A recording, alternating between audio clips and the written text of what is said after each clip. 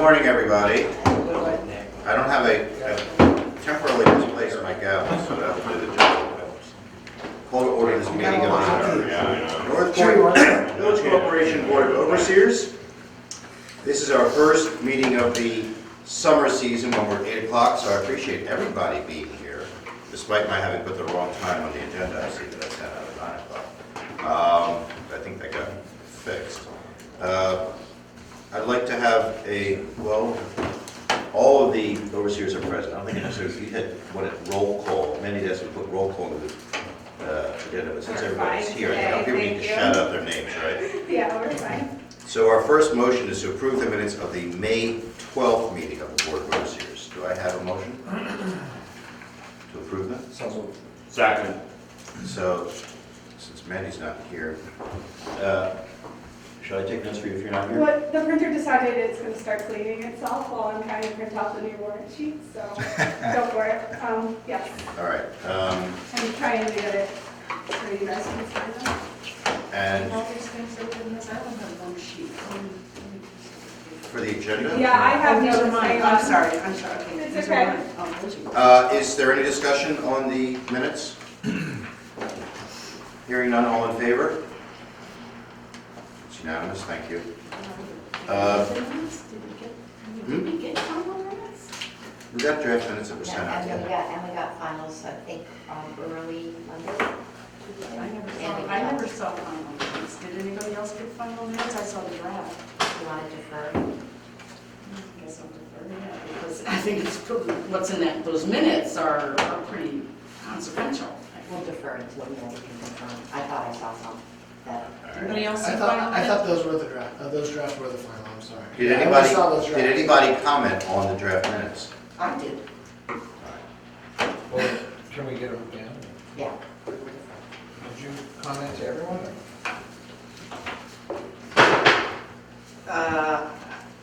I got a thing from Mandy that said, here's the draft of the minutes, make whatever changes you want. And it was a link.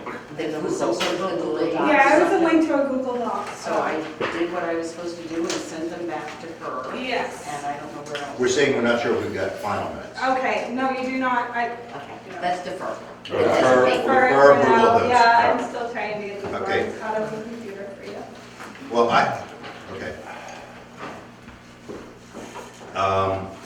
We have a new printer here, and we're still becoming friends. Any questions or issues from Bayside residents or attendees? If you do want to speak, you have two opportunities during the meeting, now at the end of the meeting. We just ask that you stand up, kind of come to that point of the table there where Michael was just passing, the front table here, and just identify yourself. When is that supposed to happen, right now?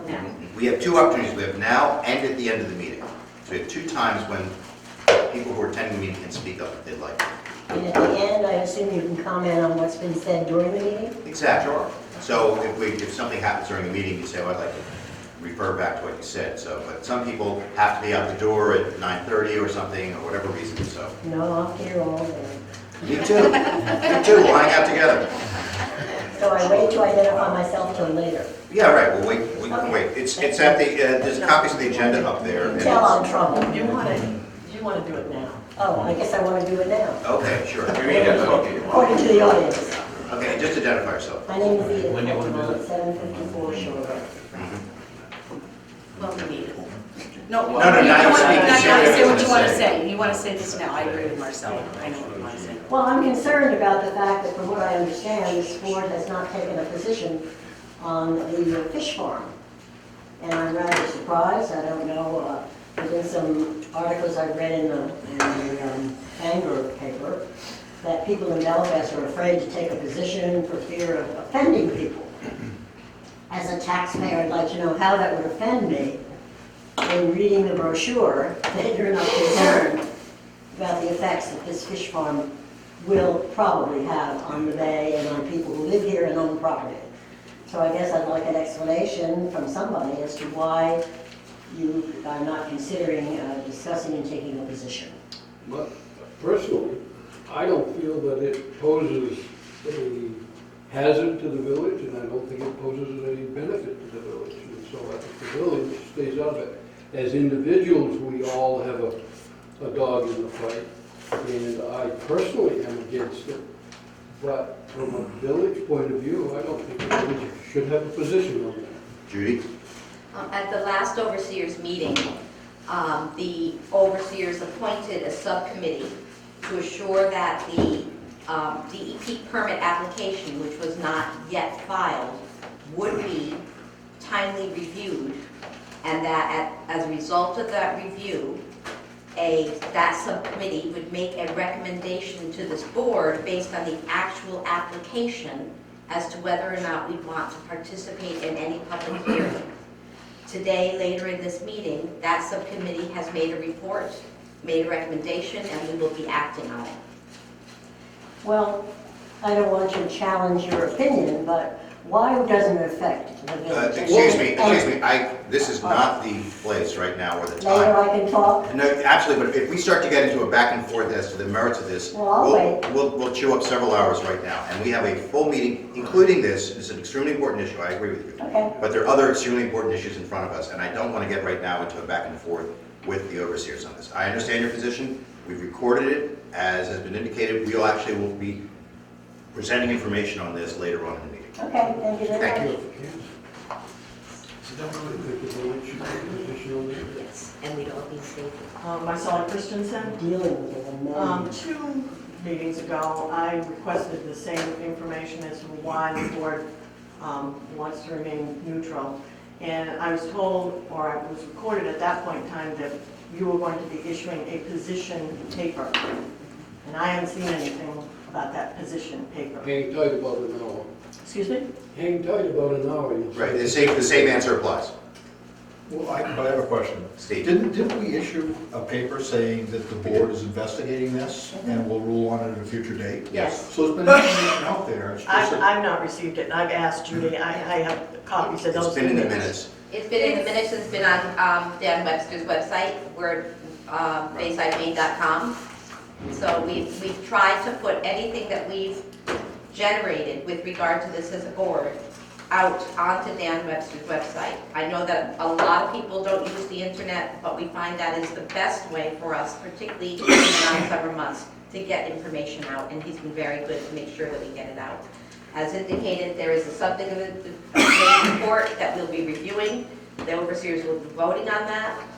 It was important to us to have the actual application to comment upon before we made a decision as to what the application said. You have to read it before you react to it. Any other members of the audience wishing to speak up? Not trying to stifle debate, I'm just letting you know that that is being addressed later on in the meeting. That's quite all right, I understand. Thank you. Report of the President. I will note that July 1st, I believe, is when the committee reports are due to Mandy to be included into the annual report. Today is June 16th, Wednesday, and so we have 2 weeks to get that information to her. And the process is, for those who are new to the board, is that you send your reports in, hopefully it's a Word document, and she can then standardize them all. They then go off to Hollow Ridge, who is our printer. Hollow Ridge sends them back, we edit them here, and goes back to them again to print. But we sort of have to be, even though the annual meeting is until August, we need that lead time in advance. So if you're a committee member, it doesn't have to be long, a couple of paragraphs is fine, it doesn't have to be the Constitution. Thank you. I will note that Jeff Wilt, who stepped in nobly earlier this year to fill in for Wendy for a term, and Dick Brockway, both of them are overseers whose terms are up at the annual meeting. That when we went last year, moved to the new system of 3-year staggered terms, that we had to stagger the terms that were existent then among the overseers to make it all work out. I think once we get to a year or two from now, we'll be in true 3-year terms, and we don't have to.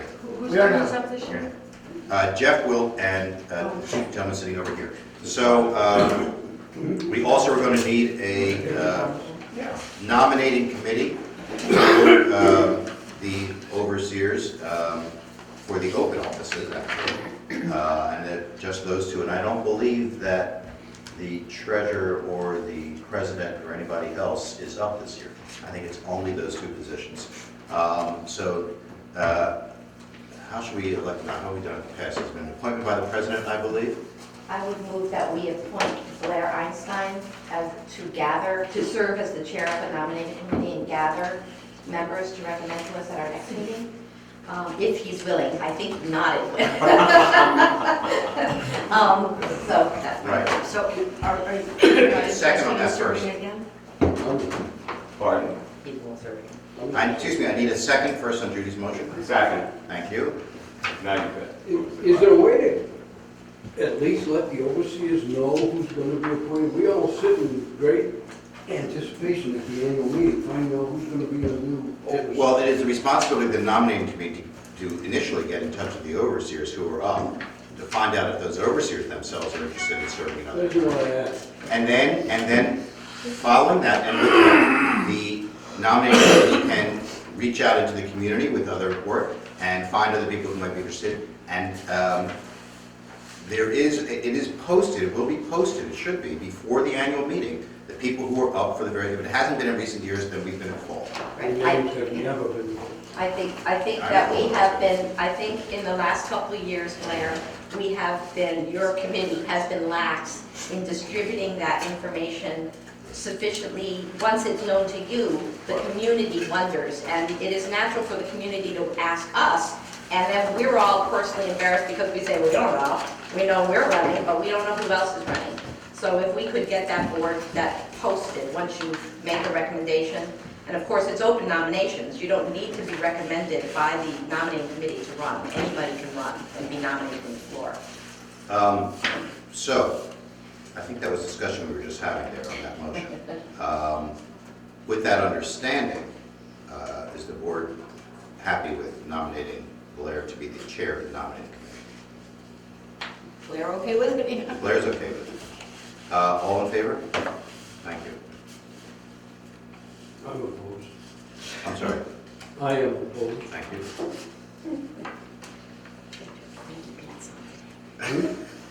I am.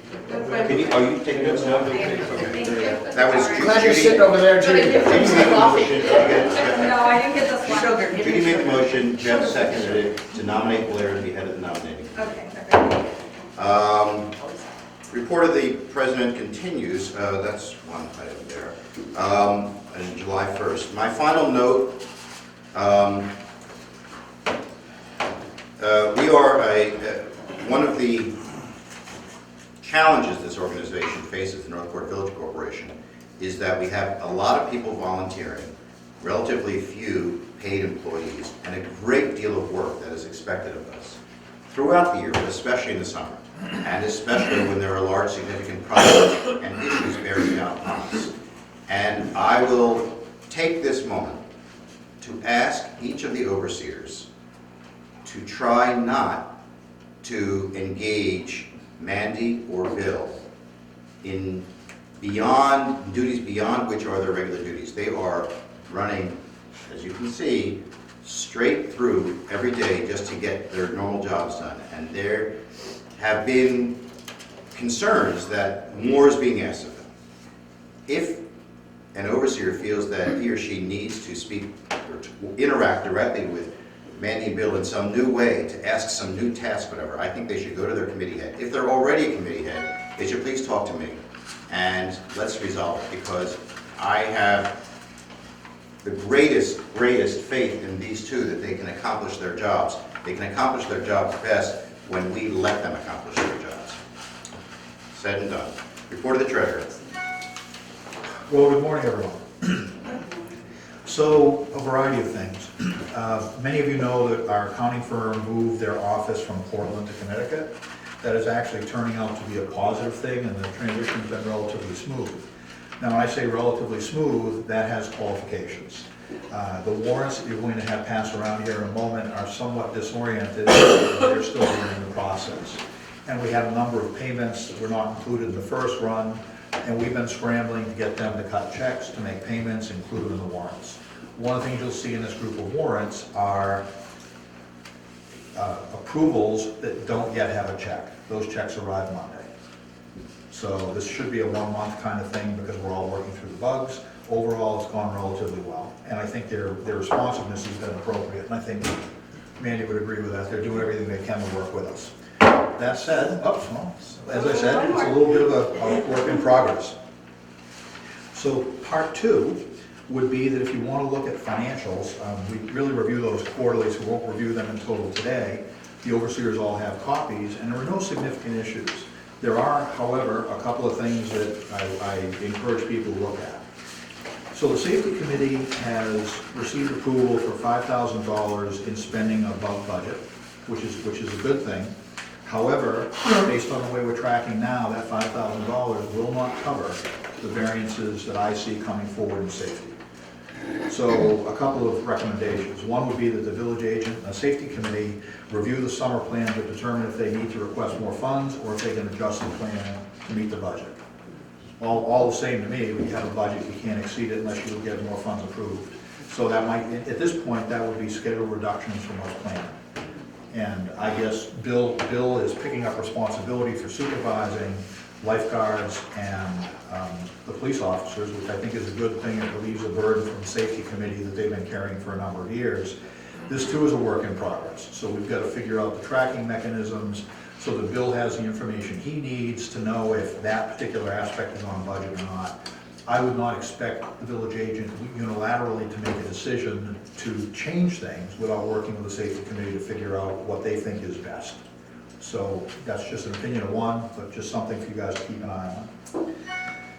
Okay, and the last piece is that Steve, continuing to change some formatting. Can I just, on that, this is news to me, so can we have a sidebar afterwards? Well, I'm going to make a statement that it shouldn't be news to you or anyone, because with financials, you always have a report that tells you what's going on. If you go through line by line, Well, right. you can see that several lines are overspent. So absolutely sidebar is fine, but I try to provide that information both in the form of financial statements and in the comments I'm presenting today. Right. And it's not enormous. I think probably in total today it's $1,000. Right, but we're meeting next week, so it's just a small, but I just want to get up to speed. Yeah. Gladly. We have a safety committee meeting next week. So, old business, we have about $8,200 in contingency funds remaining, $5,000, we have a larger number now, we started with $19,000. $5,000 have been held aside for operating variances, $5,000 were dedicated to police spending, and I think our operating variance today is about $2,000 in total. So we're in good shape. That's what the contingency fund does. It allows us to cover things that we didn't budget properly. It allows us to deal with exceptions, and one of those exceptions that Bill and I talked about before this meeting is we may have already consumed our road budget. Don't know yet because we don't have all of the information. In June we'll know for sure, but we just received another invoice that we're paying, and we'll have an update for you next month. Now, that said, a couple of things for new business.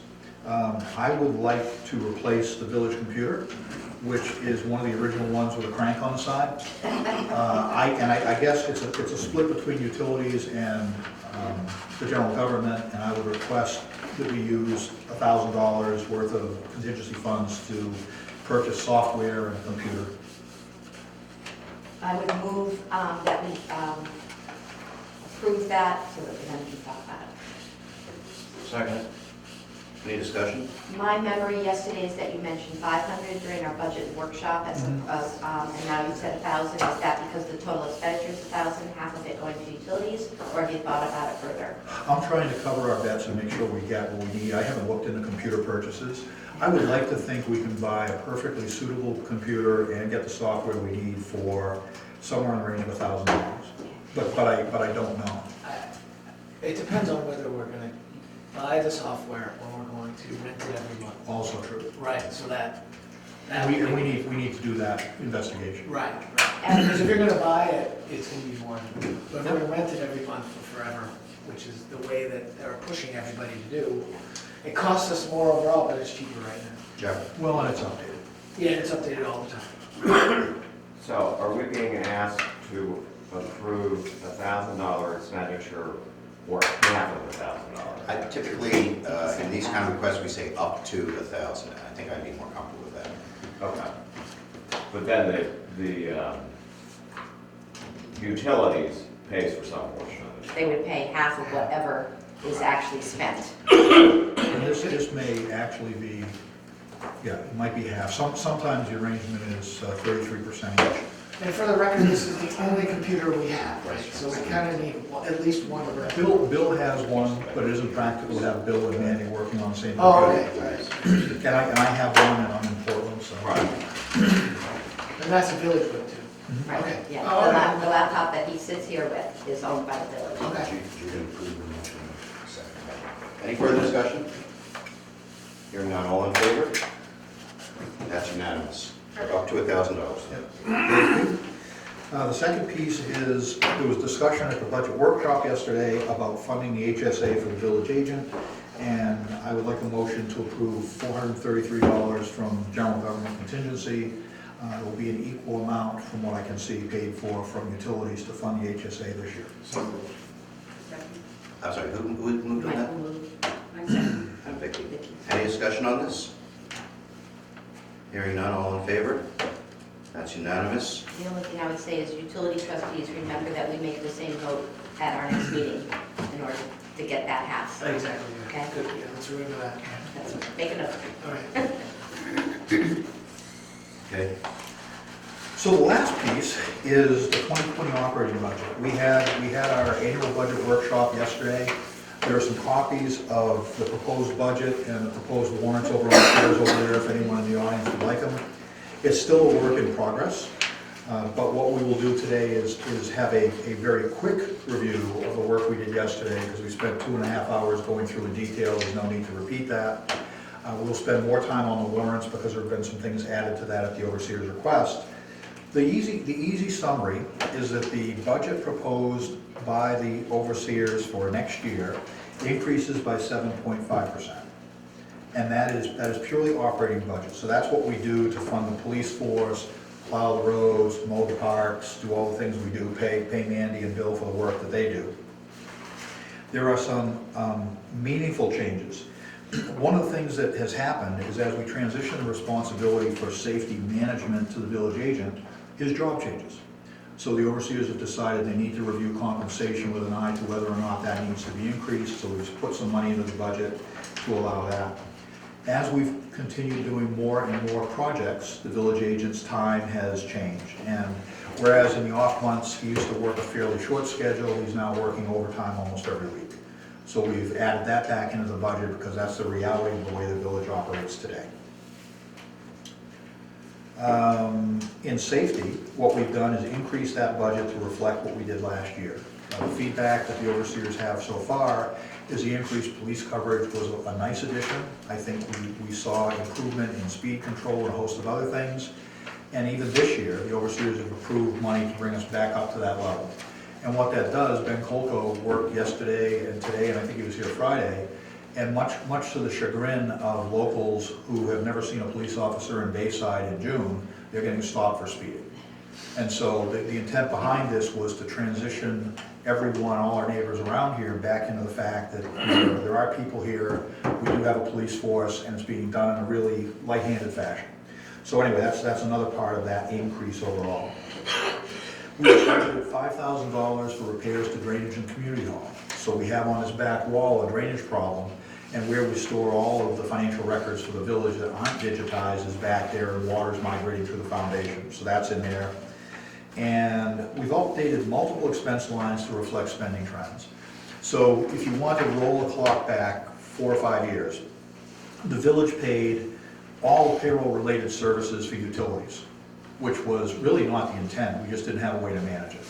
So over the past several years, we have done on that budget line and many others, been able to allocate those funds to where they belong. So all the time that Bill spends for payroll taxes, working as a distribution officer, which the utilities pay for, or as a collection operator, which they pay for, those payroll-related expenses are now allocated to the utilities.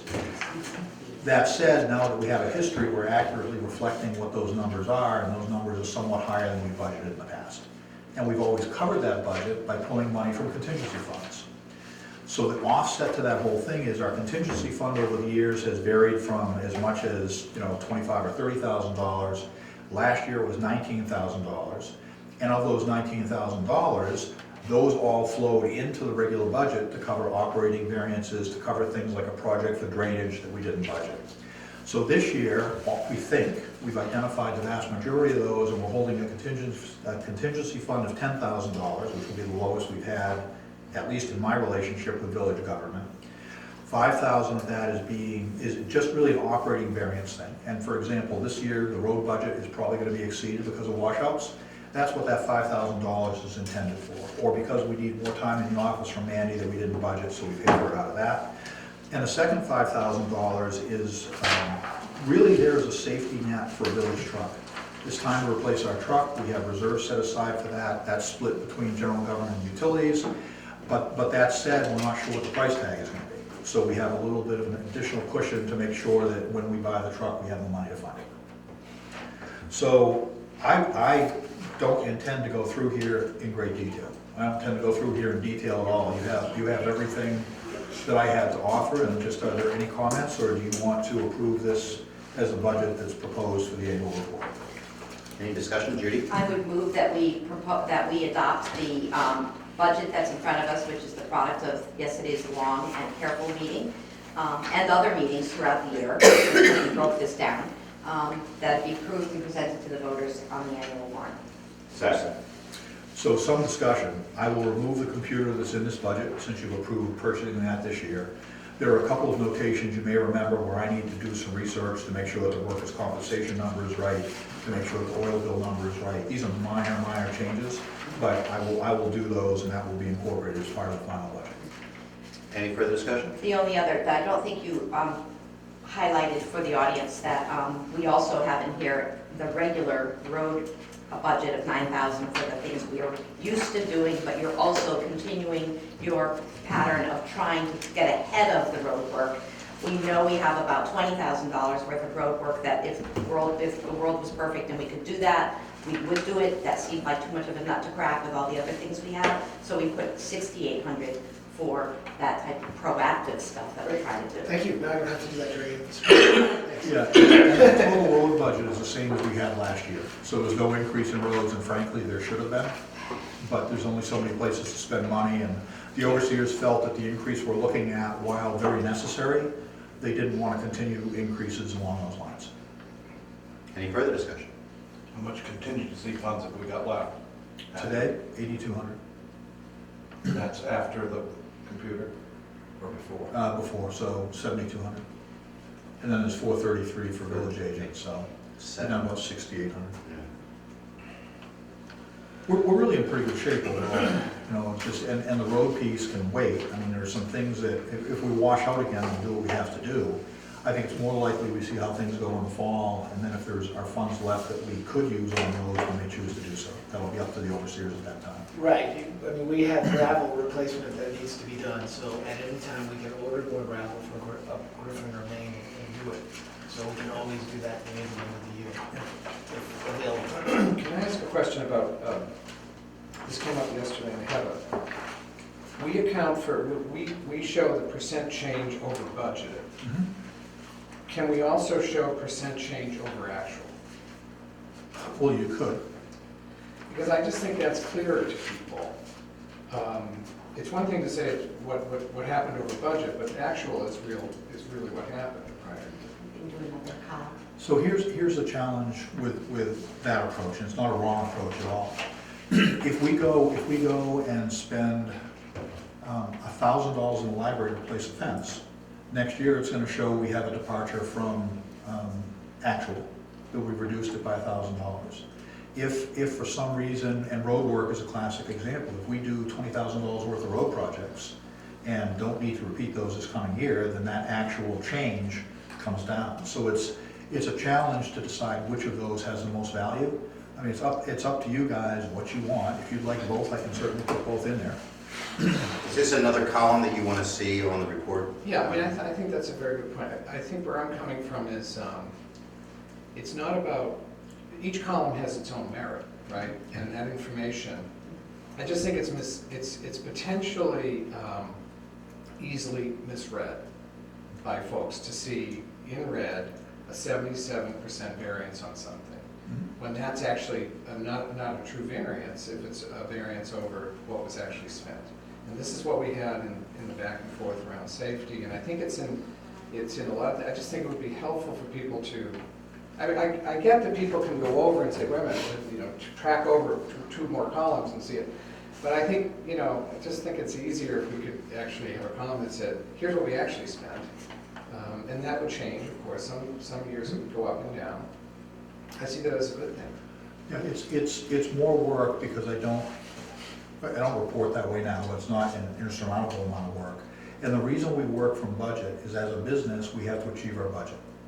So what's important to me at the end of the year is the bottom line budget. We have $250,000 allocated to run the village, and we either spent at that level or not. And there's always considerable variability within the individual budget lines. Yeah. You know, you'll see things, like what you should see this year are $1,000, $1,500 savings in the financial officer and bookkeeper lines, which is a wonderful thing. We've been working in that direction for some time. You'll see increases in streetlights because they're going up $200 a year, whether we like it or not. I think that the safety one that you're talking about is a good example, but I only think Well, there are others as well. There are others, but there aren't that many, so is there a way we could sort of put that stuff in the comments? Well, we can do, like, and I just, in my comments I just presented, I specifically said that. Jeffrey? So Sorry. you can put it, absolutely put it in writing. Based on Michael's suggestion yesterday, I have changed, there's no wording in there, you notice. And what I did say about safety was that the increase, we have $5,000 that the overseers budgeted to bring us up to where we were prior year, and the budget for 2020 reflects the spending we had last year and this year. Yeah. So there's an attempt to address that because it is a valid concern. And as we get better at budgeting, is this not an issue that corrects itself? I would hope so. Because I think that, safety is an example. I think the issue we wrestle with now is, you know, from my point of view, the safety budget was never a reasonable budget to accomplish what the village wanted us to accomplish. Now, that's going to be fixed moving, you know, we've now addressed it, so moving forward in next budget year, we're not going to have the same, it's not going to look, the percentage isn't going to look as out of whack as it does now. I want to spend a lot of time on this. I agree, and this isn't about the safety only. I'm just saying that I think financials are a communication device that not everyone is facile with, and you're kind of sometimes asking for trouble to rely on people to be able to toggle to the right interpretation versus spelling it out. That's all I'm saying. But if it's an issue, or if it's a reporting hassle, or if it's a departure from practice, It's not difficult to do, just whatever the overseers wish. You know, perhaps we initiate this, Steve, for a report or two and see how much time how it requires, and see if it meets the needs of the overseers. Well, I think this is purely for the budget. It's purely for the budget. Okay, another piece of that need to compare the goal, the aspirational goal, the budget, with the actuals, is that we have to always remind ourselves and the villagers that the only year-long actual we have is actually a year prior to the budget we're projecting. So these actuals are a year ago. We can't present to the taxpayers our 2020 budget premised upon our 2019 goals, because we still have 6 months left to go before we've even seen what we actually spent. So, as you said, the number one test of all of this is, are we communicating effectively what we're trying to accomplish? I therefore think that extra column would be helpful, but I am sensitive to the additional work that means, and the fact that that's going to create a different type of communication obligation. Why was it different? Why did you miss your budget? So what's the wish of the overseers? Make a motion, Mike, make a motion. Well, no, we're inside a motion right now to approve the To approve budget. the budget. We're still discussing the budget. Well, you can make an amendment that we, Well, I don't think, my personal view is the approve the budget should be a clean vote. Yeah, I want to deal with that first, and we can bring this up secondarily as a topic. It's So- been raised, and it's a good topic. Can I ask a budget question? Yeah. So this budget, as Steve has said, assumes it's a 7.5% increase. I think what was very helpful yesterday in our discussion is when you talked about the impact that has on our taxpayers. Yep.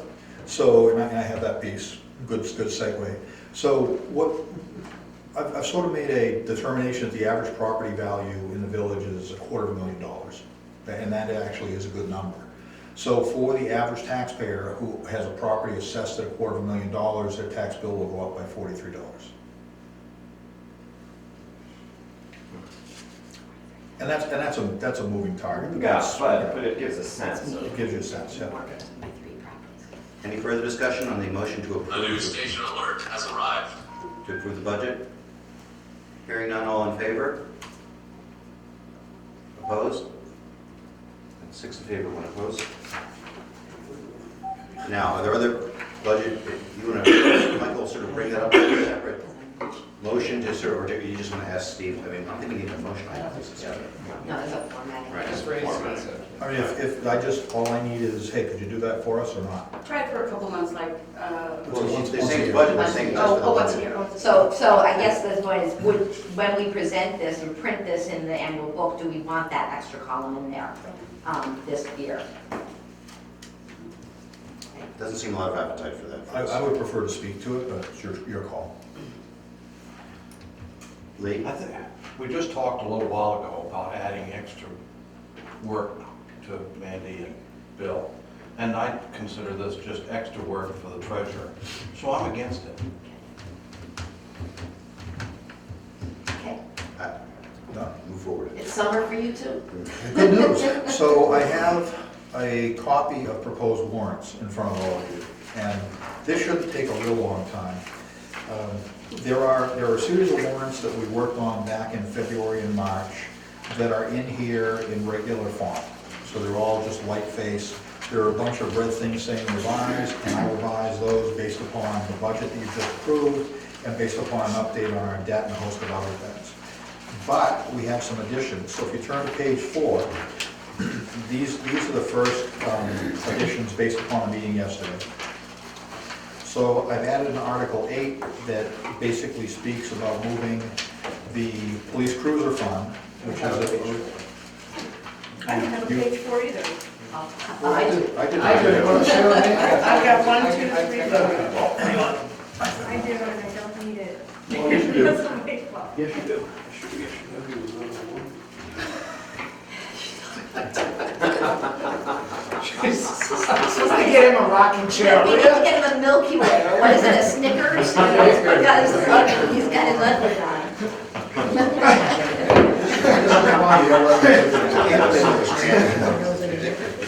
At 8 a.m. in the morning.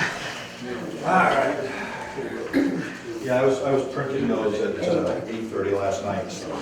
Is that why page 4 is on? It could be. Touche, Bill. All right, so Article 8 Is voting, we have restricted funds within the village reserves. One bucket is police cruiser, where we put money away to buy a police cruiser. We bought one. It's almost brand new. We're not gonna replace a police cruiser for quite some time. So $6,100 I would like to reallocate from the restricted cruiser fund to the restricted truck fund. So I don't think we need to, we're gonna vote on this in its entirety, but if there are any questions about these, holler. Part 2, is there $2,815 remaining in a infrastructure fund that was assigned for a specific purpose? Those projects in and of themselves are done, and I would move that to the restricted village truck fund. So that's where some of the funding for the purchase or the replacement of the truck will come from. Then I will be asking the voters to see if the village will vote to use reserves from this restricted truck fund to purchase a new vehicle for the village. The truck we have now may or may not pass inspection for the coming year. If we need to buy it this year, we're in a position to do so. If we need to buy it next year, we're in a position to do so. The one certainty is sometime in the next 2 years, the truck needs to be replaced. So that's why that's in there. Do we need a vote? No, never mind. If I read properly, I would know. Thank you. Okay, then we come to the question of seawall, and this is very much a work in progress, so I want to make sure everybody understands that this will continue to evolve, assuming the overseers approve us to do so, as the infrastructure committee firms up numbers and recommendations. But these are currently placeholders. We have three options. We have three cost options that we're going to present to the voters. One is to really fix all of the seawall from the north seawall, where we're planning on replacing that crib works, all the way over to the yacht club, because they're all in rough shape, no matter how you look at it. Excuse me, the north seawall, is that where the dinghies are stored, or is that No, the the extreme north? That's the in another year north. Okay, so north seawall is the. North. It's the normal project we've been working The on. one. It's the stuff we've been talking about now for 5-6 years. Well, maybe just make sure that we're clear as to that too. So maybe the warrant should say the seawall immediately north of the causeway, just for the wording of the warrant. Or south of the boat ramp. Yeah, right. So that you're not, that's a good I'm just trying to capture this, that's all. Between Causeway and boat ramp. Yeah. There you go. Right, There you go. perfect. Perfect. Yeah. Wonderful. Okay, so that would be one, and per your direction yesterday, that's what the option recommended by the overseers. And basically it says, to see if the village will vote to authorize the overseers to borrow up to $1.6 million. Now, that's a placeholder, that's not cast in concrete, that's part one of a three-part warrant. Part two reduces the scope of the project, and reduces it to be what's existing for crib works, so that area between the causeway and the boat ramp, and the side of the causeway that's next to that wall. So that's option number two, and at this point, it basically says, will the village vote to authorize the overseers to borrow up to $750,000? Okay? And the last piece is really to just replace the crib works. And that is, at this point, is a placeholder $500,000. Now, I'm sorry. We didn't talk about this yesterday. In the context of that, just replace the crib work, does that number also include any alterations to the traffic circle? so, It's in there. It's in So all, if you it says read it, related site work. related site. Okay, and that's what I was wondering, Yeah. what is related site work? Related site work included in that is the drainage improvements to try to keep Okay. the stormwater from overflowing everywhere and also continue to Do you need that level of detail in here? It's not hard to do, just, I would put a parentheses, presently anticipated to be parking area, drain work, and whatever the third component is. I wouldn't want someone saying that if we spend money on the circle, we've gone beyond our authority in this 500,000, and in all of them. Right, because we are making a drainage improvement Right. that's from Park Road down to keep it off that one seawall we're not working on. So, depending upon where this discussion goes, I'll add that stuff in. right, and I guess because of the big number, that's going to include all of that too? Yes. So we should have that parenthetical expression in there for each. So, Typically, I'd like to see an estimate of the tax increase associated with each of these proposals. Yeah. and if you read it, Yeah. it says estimated tax increase, it's just not. but there's no number, because these numbers aren't correct. Well, I would like to see a number for each estimate. Right. And if you look at this, it's there. It will be there. It Each will each be will there. have two new numbers. So let me just back us up a bit for everybody, especially those of you in the audience. We did a site walk for this project, and as you know, this project has been underway for well over 5 years. And the original thing was the crib works is coming apart, needs to be replaced. That has not changed. What has changed over the 5 or 6 or 7 years of this project is the causeway has deteriorated significantly. And once you have somebody on site to do work for you, it's cheaper to do it than it is to have them come back 2 years from now, set up again and do away. So that's a proposal that's out there which says, do you guys have an appetite for making this right while we have people on site? And the final piece, which is a very new development, I don't know if you're all familiar about the DEP consent decree we're under. So the DEP changed the rules for sewage treatment. And it now requires us to chlorinate, dechlorinate year-round, which is something we've never done.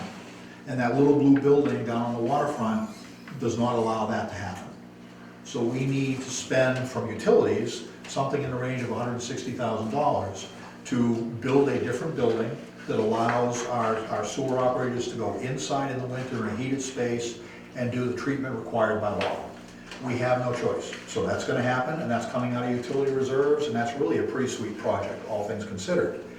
What I'd encourage you all to do when you walk out of here is go down to the waterfront and look at the water side of that blue building, because the seawall there is virtually non-existent. So one of the questions that was asked by the infrastructure committee, and rightly so, is do you want to go spend $160,000, $170,000 by putting a building on a place where it's going to wash away?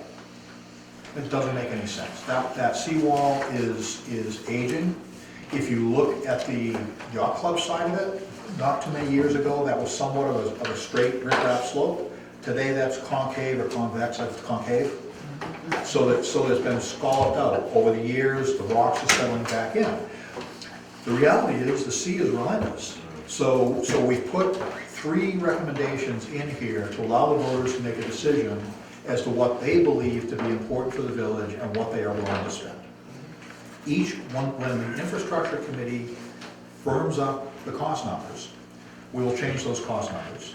I will calculate the tax impact, and we'll be able to present all of those options in.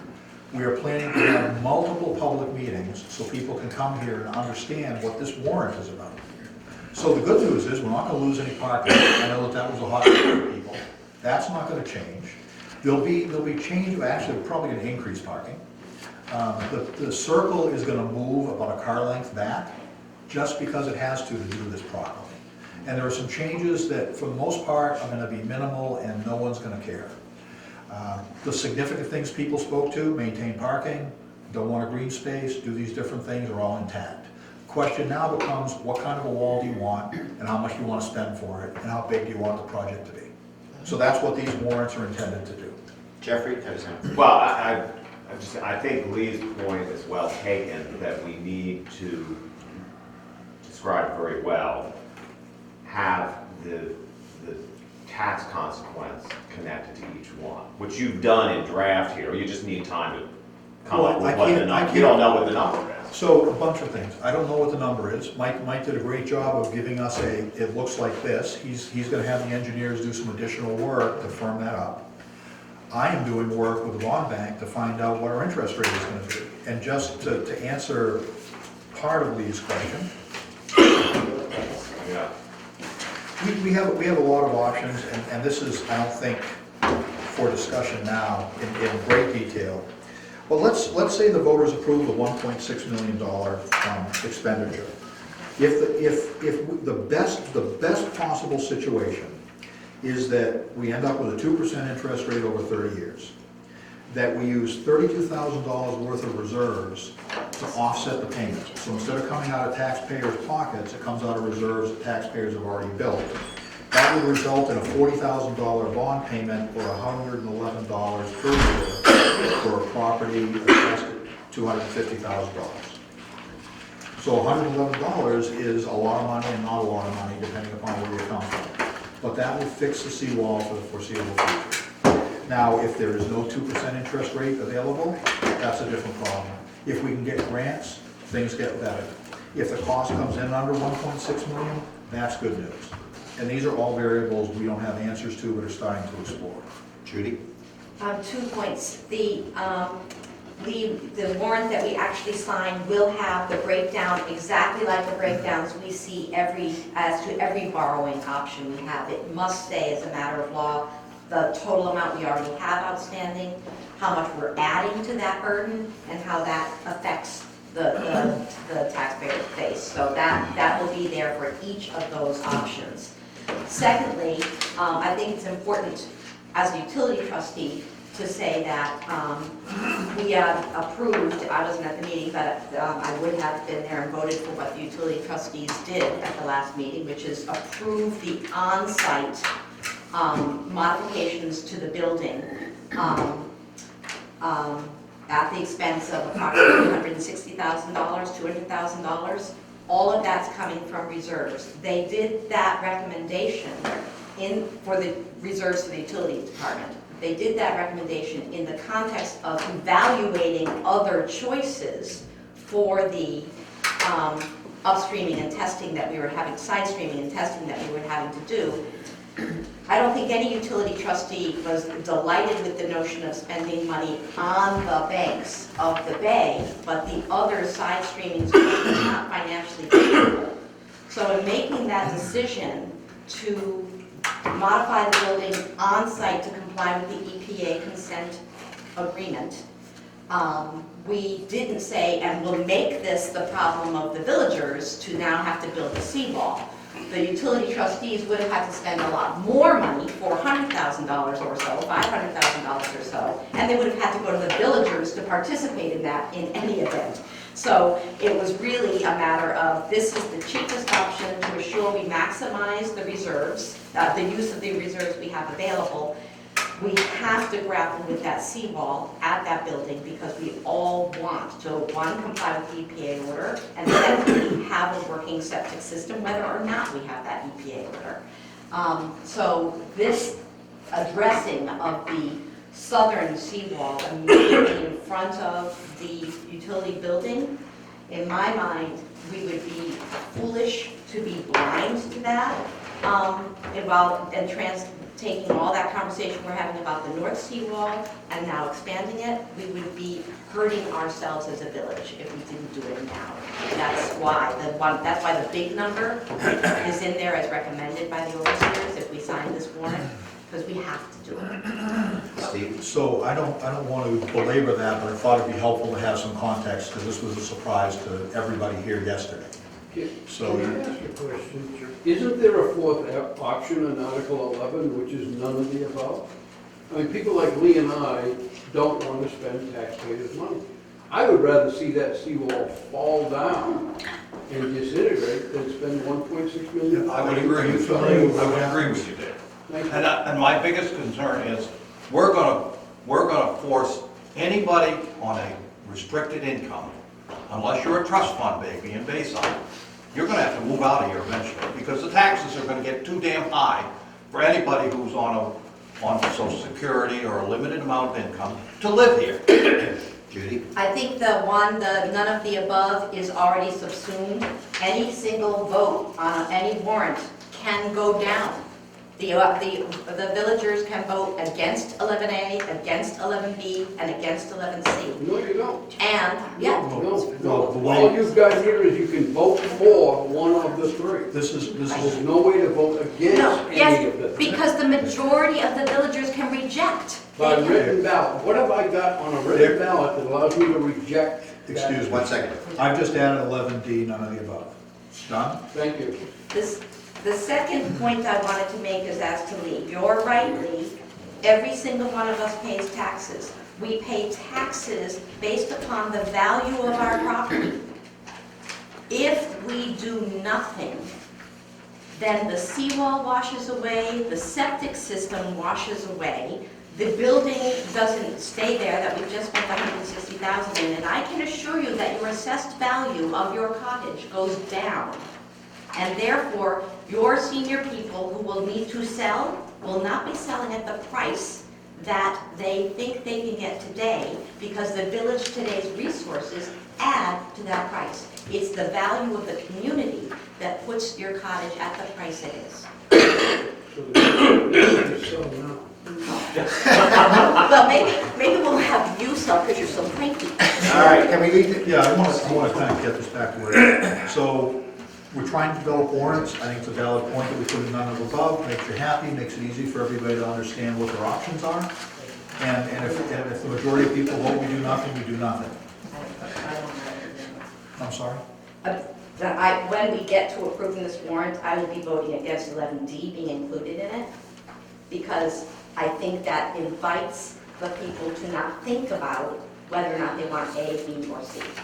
But So I have a suggestion that there actually are individual articles that we don't need a D. If each one is an article. well, that's what they are. They are. It's separate votes. Isn't it one? So here, I read it as one ballot, And there No, are Yes. multiple checks on it. Yes. So here's a question, and part of the good discussion. When I started putting this together, your direction, I'm saying, okay, so what are we trying to accomplish and what might work for you? So this is what I came up with for good or for worse, right? I think at the annual meeting, you would have to have a written ballot with whatever choices you have, and people can vote for one of those 3 choices, or 4 choices, I don't know, however it turns out. Those ballots have been tabulated, and you have a written record of what the voters wanted to do for the options in what I call Article 11. So rather than 3 separate articles, which means that I could vote yes on 3 of them, which doesn't help at all. I could vote no on 3 of them, which doesn't help at all. I think you need some way of quantifying what people want out of a range of choices. That's opinion of one, that's why I have that in there just as a kind of a segment. Would you need to have a majority at the end, or would you have a runoff? I don't have an answer to that. Haven't gotten that far. But you would have to have a majority. And I believe simple majority in these rules. So does, Lee? My position all along has been, there are plenty of cottages along the ocean. None of them are gonna spend $750,000 to replace their seawall. How did they manage to do it a hell of a lot cheaper than we can do it? Here we are, a board of overseers, that can't seem to get anything done for less or the same amount of money that individual cottage owners that have property right on the ocean can get it done for.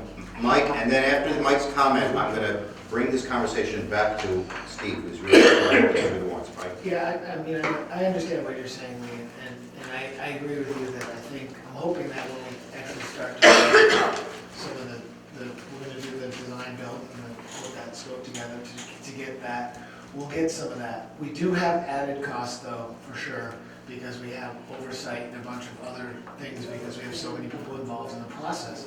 If I was doing the seawall myself, I would already have constructed it with whatever I wanted. But we're trying to do this as a group and it ends up costing a little bit more for everybody sort of being involved in the process, I think. I think it's right from a design standpoint. From the actual construction costs, it's gonna be the same, we just have to get to that point. Steve? So I guess I want to move forward a little bit so you can make a final decision about this one. There then, in my opinion, if you can buy into the ballot choices, people turn them in, written record, all that good stuff, is within each of those cost ranges are more than one choice. So the largest project might just be one option, but when you get to the smallest project, the options, as I understand them, are a vertical granite wall or 2 forms of revetment. One would be placed granite blocks going up at an angle, the one would be loose stone going up at an angle. Each of those have different costs. So the most expensive is a vertical granite wall, the least expensive is something similar to what you see going in front of the yacht club, big round boulders just dumped there to protect it from the sea. So voters, assuming you get a majority on one of those 3 options, there would need to be a second vote to determine which of the wall construction options you prefer. Those all carry different price tags. Some are cheaper than others. And would those price tags be delineated? And those, we have to do all the same stuff, yeah. And, I don't know, The other thing I think, I'm sorry. Mike? The other thing I think that you're not considering here, Lee, is that we are doing quite a bit of site work that has to be done around the circle that you wouldn't have to do, for example, when they're doing their seawall work, they don't have to rebuild the circle, they're not improving a bunch of drainage and so on, and they're not protecting a building that's right next to the water, so we have more complicated issues in there too. So. All right. You know, it's very strange, but about a year ago, we were sitting here discussing whether we'd go with a revetment for somewhere around $60,000 or a more expensive granite wall, which is like $250,000 more. 60. And we decided that we'd like to investigate this a little bit more, see if we can get those prices closer together. What has happened is that the $60,000 is going to $500,000, and who knows whether. I never Alright. thought 60,000. Folks, we have been through this for a year and a half. I would want to still keep, despite, Judy, what you want to say, despite what Mike wants to say, I still want to keep for the moment Steve moving through this, rather than discussing the specific costs. So what would you like to do for a warrant? I have a proposal that I developed based upon what I understood your preferences to be. If this doesn't meet the need, what would you like to have? If this does meet the need, that's great. Just approve it with the understanding that Mike and I have work to do to identify what the costs are more likely to be after we have some more engineering input, and then attach to that the tax burden to the people of the village. Judy? And your question is specifically as to Article 12, in terms of how to present those alternatives? Nope, Article 11. 11. We're still on 11, we haven't approved that approach. I would say that you've done a really good job of accomplishing and distilling what we tried to talk about yesterday, so I'm prepared to move through this. I have just sent an email to Tim Samway, copied to you, to ask his input. He's our moderator, assumedly, we don't know, but he will give us very good advice as to the nature of managing the written ballot piece of it, the D piece, and so I would want that input before we do the final approval, but I'm prepared to approve it in this draft form. And sort of based upon that, I guess I'd ask for probably a small group, and I think Judy should be part of it, Tim should probably be part of it, Mike and I, to finalize this, because we're not, from a practical standpoint, we cannot come back to the whole board of overseers in time to get this posted for the annual meeting and processed the way it needs to be processed. How can we do that and not have a public meeting? Do what? We can do a public meeting. We would have a We're public meeting. having. You're setting up a committee of 4 to solve the warrant. And we would have a public meeting to To- assure that when we sit down and talk and approve the draft to present to you all to sign, that we would notice that meeting among that subcommittee. And that can be off the overseer's schedule. Right. But it has to be in the next 2 weeks, basically, Right. or something. Maybe we can stretch Hollow Ridge a little bit for this one specific question, but they need the majority of things at the 1st of July. Right, and we can present a draft that incorporates Tim's comments. We can redline that draft. We can do this by email because it's a redlining, okay? It's not a, this is why I recommend this redlining and this is why you're an idiot for not accepting it. Why do you look at me when you say that? Because you're in my direct line of sight. And then when we get here in to sign, the July meeting, right, we can then all sign the thing. Jeffrey had his hand up. Not to belabor this, but so, I don't know how this impacts the actual warrant, but are we at some point before the annual meeting, as overseers, going to say to the voters, our recommendation is you vote for one of these 3? Or are we just sort of going to the meeting and saying, here are 3 options, pick one? Steve? I think yesterday we talked about having several public meetings, presenting all 3 options and the rationale behind it, so that people can understand what's going on. And I would think, based upon the conversation yesterday where the overseers said their recommendation was a 1.6 million, that would be stated in those meetings. I think it's a huge educational challenge. Yeah, I agree with that. You know, and I would hate to have someone make a decision that was not based upon the facts. So I was taken to task by a resident last year about all kinds of things that were inaccurate. They had never taken the time to read all the information that had been put out there. So the misinformation piece is always a challenge. We tried to do one public meeting and found that wasn't sufficient. We won't repeat that error. We'll do multiple public meetings so that the people who aren't here all the time have a much better chance of attending one of the informational sessions. Vicki? I like that committee, but I think you have 2 very strong dissenting opinions, and I think one of these people should be part of that committee. You need to hear this. You know, they do speak for people in the community, so I like to suggest you expand your committee. So, if I may comment, the place for that is the annual meeting. They have a vote just like everybody else. They are welcome to come to the informational meetings and say, we have a group here that thinks it's good to spend this money, we think it makes no sense whatsoever. You cannot, and at least I don't see how you would ever put that into a warrant. So you're either, the overseers are either gonna approve a warrant, or they're gonna say, we don't like this and it has to be something else. Judy? I think that there is great value in what Vicki just said, and I think that I would welcome the redlining comments. We're talking about how to construct the warrant so that it is clear to the naysayers and the people who just raise their hand, yes, because that's what they do. I would want the benefit of that jaundiced and in the redlining, if we can do it. So instead of the 4 of us, there'd be 5 of us, is what you're Yeah. saying? Yeah. And it would be whoever feels. Mike, wait, hold on a second. Mike, you had your hand up. Yeah, so instead of the 4 of us, with the 3 of us and Tim, we'd also add one with the 2. Michael? Did you want to say something? Because we're talking about the warrant, and I think the process, we're getting confused between the warrant and the process. Yes. Can we stick to the warrant, because that's what Steve's on about? Can we just, for the record, Steve, clarify the,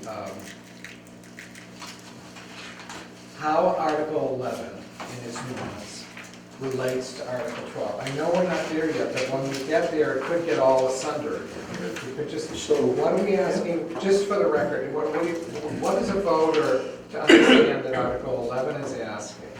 So that then that can be clear, because there's been a lot of fractured discussions here. And I mean, I can put this into writing, which, in the warrant, I guess, saying the next 2 articles are related, if that's helpful. But Article 11 determines the scope and expense voters are willing to incur. So do you want to do all the way from the boat ramp over past the building to protect that shoreline? Yes or no? Do you want to do a smaller project? Once that's determined, what Article 12 does is says you have some design options. You can have a vertical wall or not. What do you want?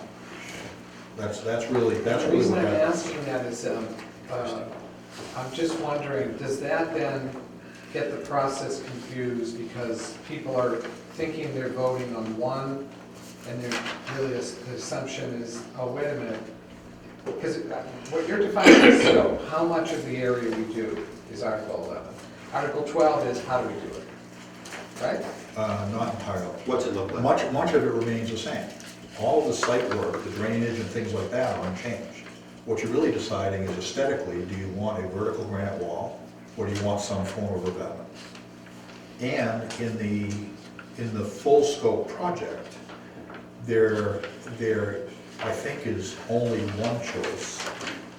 And I'm not sure, the infrastructure committee's got to figure that out, but it could very well be a vertical wall where the crib works is, but would likely continue to be a revetment going over the dock. Because putting a full granite wall, do I have this right, Mike? Putting a full granite wall from the south causeway all the way over past the building would be so much more expensive than what we're looking at here. It would be more than 1/6. Yeah, and I think that's, 1/6 is scary enough. Judy? So, to follow up on the point that Michael just made, I wonder if flipping the order of Article 12 and Article 11 will help the villagers. No, you think that's? I think you have to decide on how big it's going to, so this is my understanding. We've got the wharf here, we've got a wall here and a wall here. We either do everything, that's 1.6, or less, depending on what we decide to put over here. Or the cheapest would be to just do the thing we've been talking about for the last 5 years, which is the seawall. Okay? But what they found because of the DEP was all of this is falling apart. I know, the confusing part here is that when we decide on the materials and the look, it's not just look, it's also the cost. That's what I'm So saying. that's the problem I see with what you're saying. Yeah, I think it's Is the first part is having this, it has to be a range in each one of these. Because the range is something to 1.6 in the first one. And the second one is really like 550 to $1 million if you did just that. And then the next one is this 450 to 700 type thing. And that's the range in those, if we're voting for the money on that one. So the other way we could do it is we could vote on the extent of these like this, but the money would actually be authorized in the second part. This would just be for information. Because then we could actually know, I could have a table and say, this is how much this one is, in there, the table. Well, first of all, in terms of this is our borrowing authorization I that see the what you're saying. MNB, the municipal bank, bond bank, needs to approve. So a range won't cut it. You need to say you're authorized to borrow X, up to X. Right, okay. Um, Then the numbers aren't right, because the second one should be 1 million. Well, we know the numbers aren't right. That was my opening statement. Okay. So, all right. And just so you know, just the way my mind works, I want to get the scope. I don't see how you get the scope without a price, Yeah. right? Right. And options within that, to me, don't make any difference at that point, really doesn't. I am gonna spend a big chunk of change to do all this stuff, or I'm gonna spend less money to do something else. Yeah. The Article 12 piece, the way I envisioned it, this doesn't make it right, mind you, just to understand my thought process, was that now the voters have said, you know what, I think something up to $1 million, 500,000, pick whatever you want, is something that would work. I only support this amount of work, this is what I'd like to do. So here are your choices, and those choices then become, you have 3 options at the lower price level. Which one do you want? And that becomes our authorization for borrowing based upon what is selected by the voters. I mean, this is a difficult thing to do. We never had anything like this. For the most part, it's, will you move funds for the police cruiser? Sure. Right. You got 6 options that you're dealing with, basically. We have more than that. A1, A2, B1, B2. Yes, if you think- Well, C1, actually, C2, we have if you wish. I think what he's saying is we have 2 variables. We have two A, well, we have 7 options. We have A, we have 2 options under B, and we have 3 options under C. Okay. So, it might make sense, again, to take the numbers out of this and make it 3 articles. And the first one is decide the extent, right? The extent of the work. The second one is to decide the style. And then the third one is there's a table, depending on which 2 you've approved, this is the cost, this is what you're approving up to. I got it. It's, I just can't see how we accomplish this at the end. I mean, you've got, here's the group of us that talk about this every month, and we can't seem to figure out how to walk through it. How in the world do we believe we're going to do this at the annual meeting with 300 people who don't deal with it day in and day out? Michael? Yeah, that's why, and I'm just putting this out there because we're exploring this, we're trying to figure it out versus anyone's done anything wrong. It feels to me like the role of the committee recommendation plays a big one here. Because I don't know how we go into a forum and say, here we are, we've gone through this deliberative process, it's quite complicated, so we're going to present all these. I just think in a forum that big, without some kind of consensus that comes through, in any of these other, I know it's a big deal, obviously, and it's a big price tag, or it's not. But in any other deliberative situation, we rely on the committee to come to some clarification and then some recommendation. Is that not part of this process? Lee? Part of this, problem with this is, part of the infrastructure committee doesn't agree with this. Dick and I don't agree with it. That's not a problem, that's part of the process. Right. Someone, Steve, did you want to say something? Yeah, just, you're absolutely right. I don't disagree at all. Where I struggle and have struggled ever since we started this process is if the overseers make a recommendation, if the committee makes a recommendation, everybody's happy with the recommendation, and you put it on the ballot and the voters vote it down, now what do you do? Wait a year. Wait a year, is what Wait a it year, is. try again. Well, and I don't think we have that many iterations ahead of us, and I don't know how you figure out what the best recommendation would be. So let's say the recommendation that comes out of this from because ultimately it's the overseers who make that decision. Let's say the recommendation is we do the full scope of things, which is the current thinking, right, wrong, or indifferent, that's where we are. And the voters decide we're not gonna do that. We can't fix anything. We can't borrow any money, and we just leave it alone.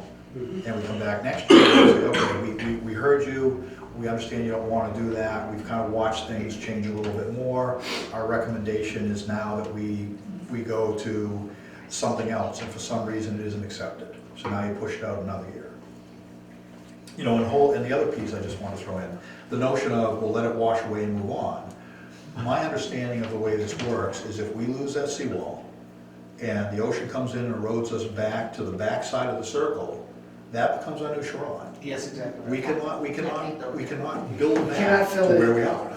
We cannot So fill our anything. option is to protect and preserve that before that happens. So it's sort of a sense of urgency, I guess, is all Judy? I'm offering. I think that this, as always, the perspectives around the table have been really good to hear. I think to move this conversation on the warrant, we maybe put a pin in 11 and 12.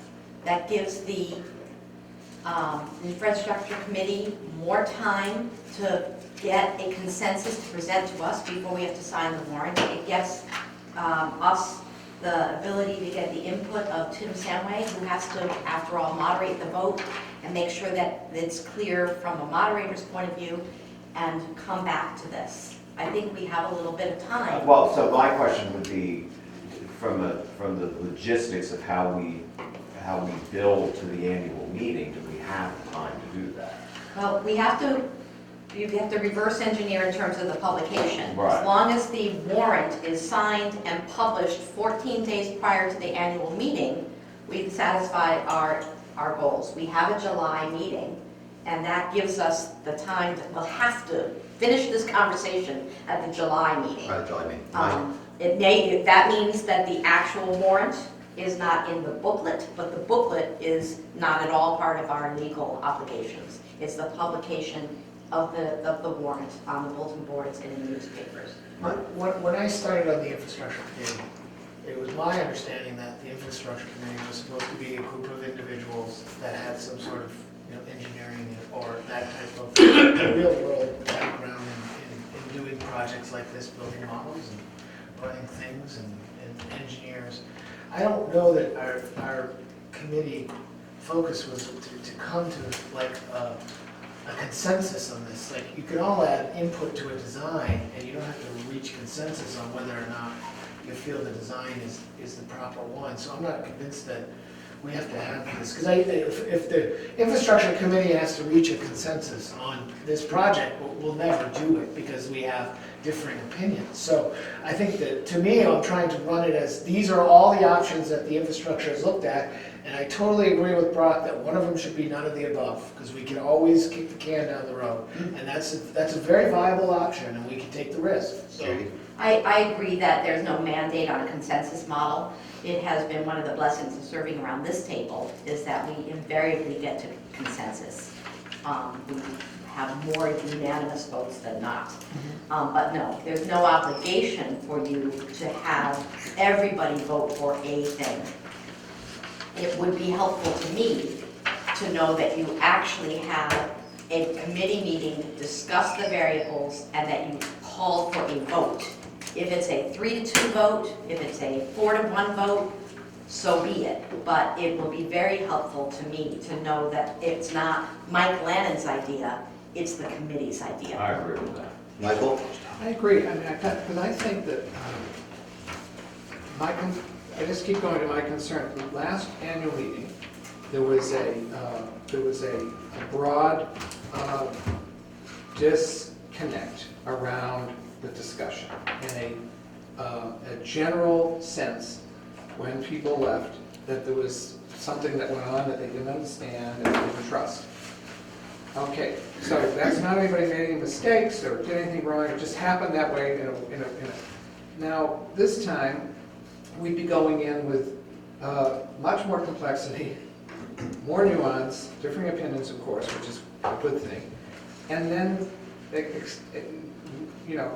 without the expectation that I think you're putting a burden on folks that aren't as intimate with the details and the nuance and the technical this and that to have an emotional reaction. Yeah. And I think that's what you don't want. I think you want a reaction and in a sense people are voting on something based on they have been presented something and there's, okay, that's great. And also, here's a vote and this is what the committee thinks and here's what the overseers are saying. I think that's what we're here to do. And we're spending all these hours through all kinds of nuance. I don't think it's about, because this is a hot potato and a big ticket, we go into a meeting and say, over to you, because I think that's fraught. So there is discussion about having public meetings in advance of the annual meeting. But ultimately, small or big ticket, the questions are put in front of the voters at every annual meeting to make some sort of decision. And those who are there can choose not to attend public meetings in advance. They can choose to come to the annual meeting not knowing what's going on. I think there's a limited degree to which the overseers can account for always the public reaction and how people will embrace things or not at the annual meeting. But I know that we came out of yesterday's budget meeting saying that there would be more than one public meeting on this topic. Perhaps on-site and off-site is what it sounded like was happening. So I think there are opportunities in the next month and a half to start to bring people to some greater sense of awareness on this. But, okay, that's a good point, John. Those are, is that then you saying that you don't think the committee should have a consensus vote and the overseers should have a vote? I think that, I agree that, I'm not a voter here, I agree that the notion that the committee come to some sort of recommendation is more advisable, because that's why we have committees, is frankly, we don't expect the 7 people around the table to be able to handle every issue on themselves. And that vote could be ignored by the overseers also. The overseers could say, you made a recommendation, we reject it. That's also quite possible. But I think that, to some degree, the infrastructure committee needs to step up to the plate and say, as a committee, here's where we land. And it may be that they respond to the same number of options that are here and say we vote 1 and not 2 or whatever. But I thought that's what they already did when they have. Well, according to the, presented. had I a think you meeting- would buy into the We notion had a that meeting you on have to have- Friday, Yeah, I right? thought that. And Art Hall and I showed up, and other people didn't show up, so I mean, Well, then it wasn't a meeting. If it was duly noticed, and that meant you didn't have a quorum. These people who are complaining need to come to the meetings and state no, yes, or abstain at that meeting to help us, because I value your sense, your common sense. I value his common sense, crankiness, and design talents. you might want to sit over here. But I need to know that you are participating in the process. Otherwise, you deflate the importance of your vote. Vicki? I am speechless, okay. I thought, and this is what we talked about yesterday, I thought what Mike came with was this consensus from the infrastructure committee. We keep voting over and over and over again about the same thing, it feels like. Okay, so Judy's shaking her head. I just don't know how many times we have to beat the dead horse. That said, you know, if you're going to start having meetings, I'd be having them 1 a week scheduled, same time every day, but. You need, it's your responsibility, Mike, as your chair, to get your committee members at the meeting. Otherwise, you open yourself up to, this is Mike Lannon's plan. I'm gonna have the meetings, and people, I'm not gonna chase people to attend. If they're willing to attend, they can attend. It's that simple. We had a walkthrough down at the site.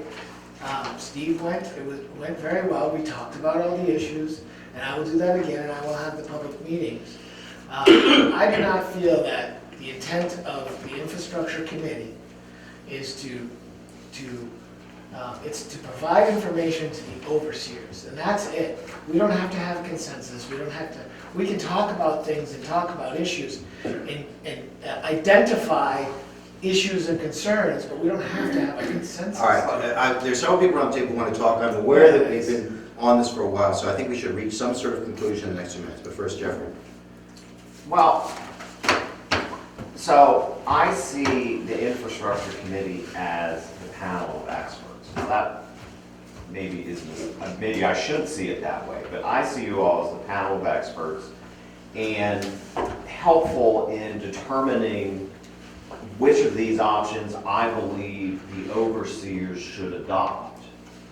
Now, what I'm hearing, I think, what's news today is the infrastructure committee has differing opinions on which of these we should adopt.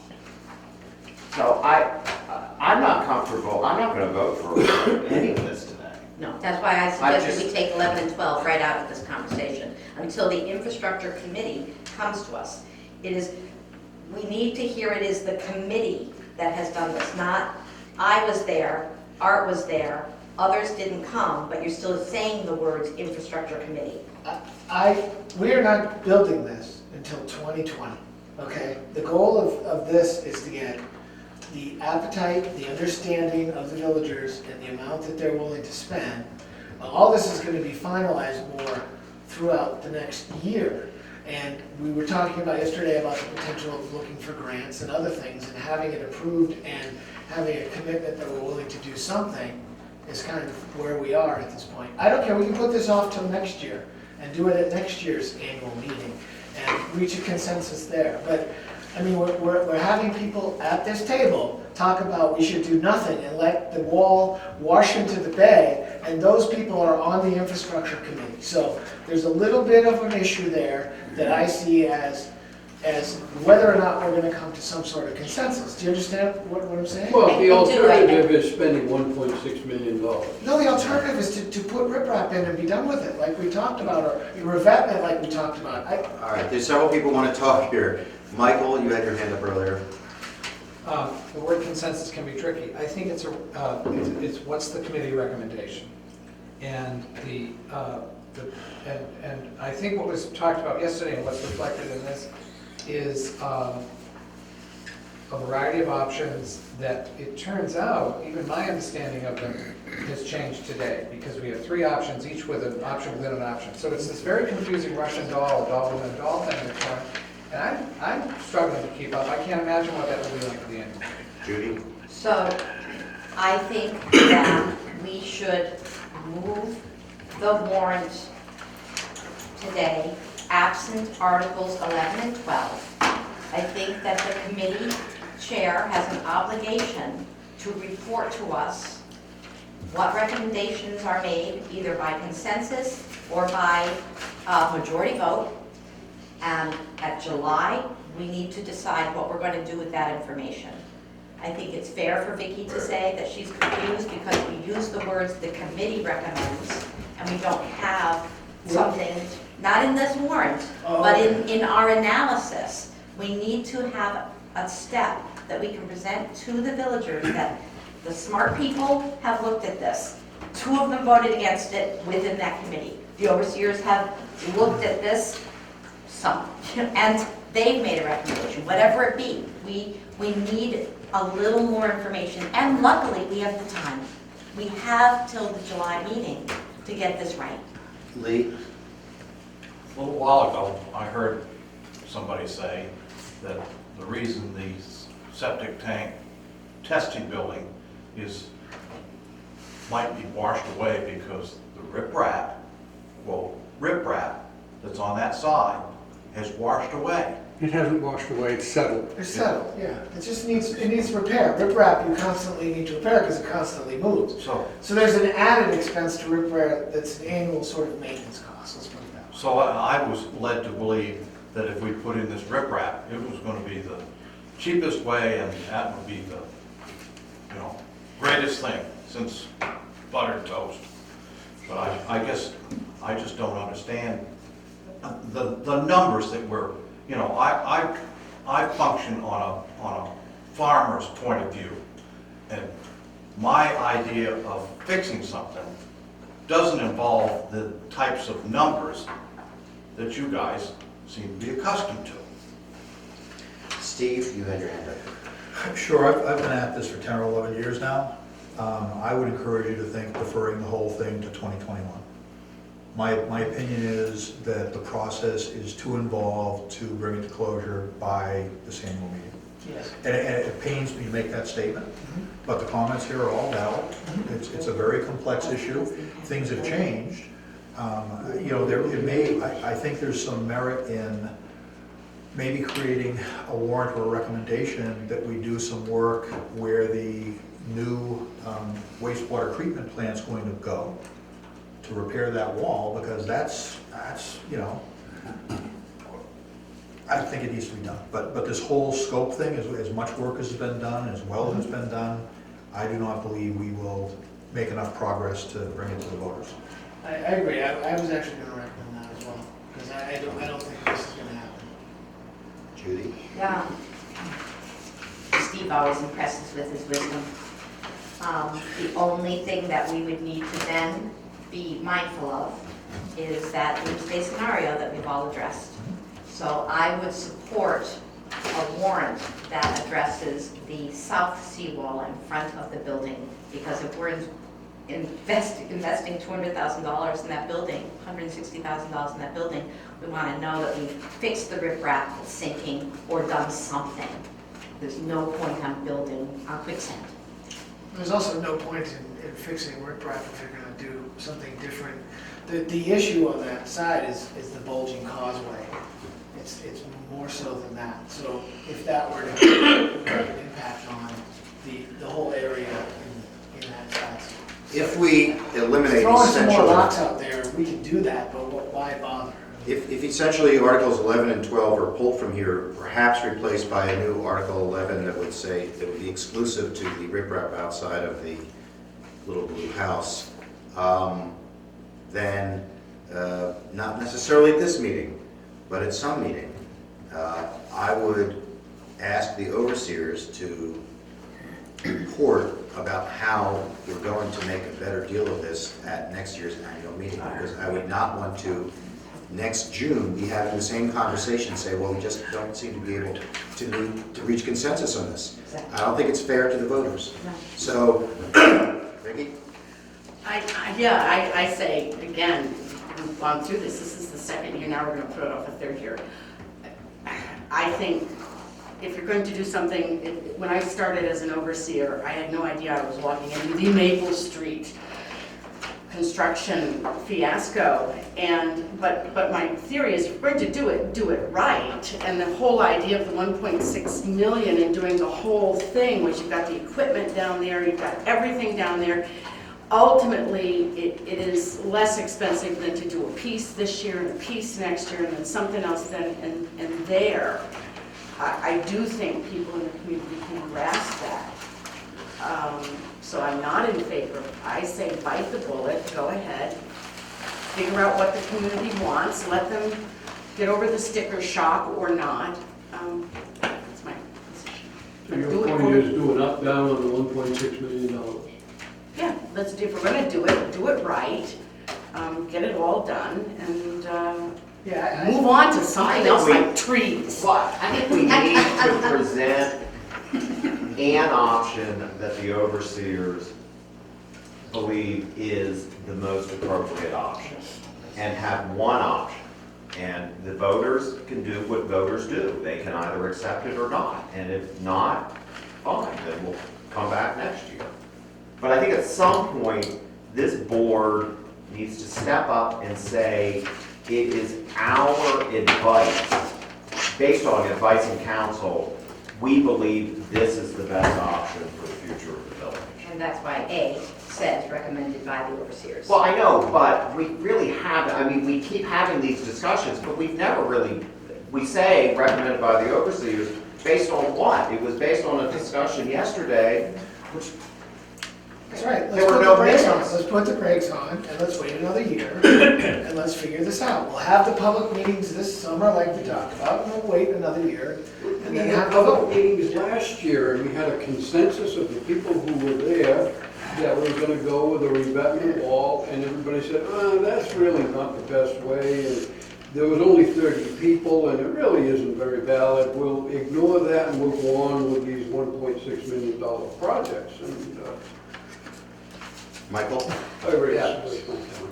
That meeting last year was not what these meetings will be. That meeting last year was, we're at the start of a process. Here's a presentation by a few people that are part of the process, including committee members and designers, as I recall, and architects.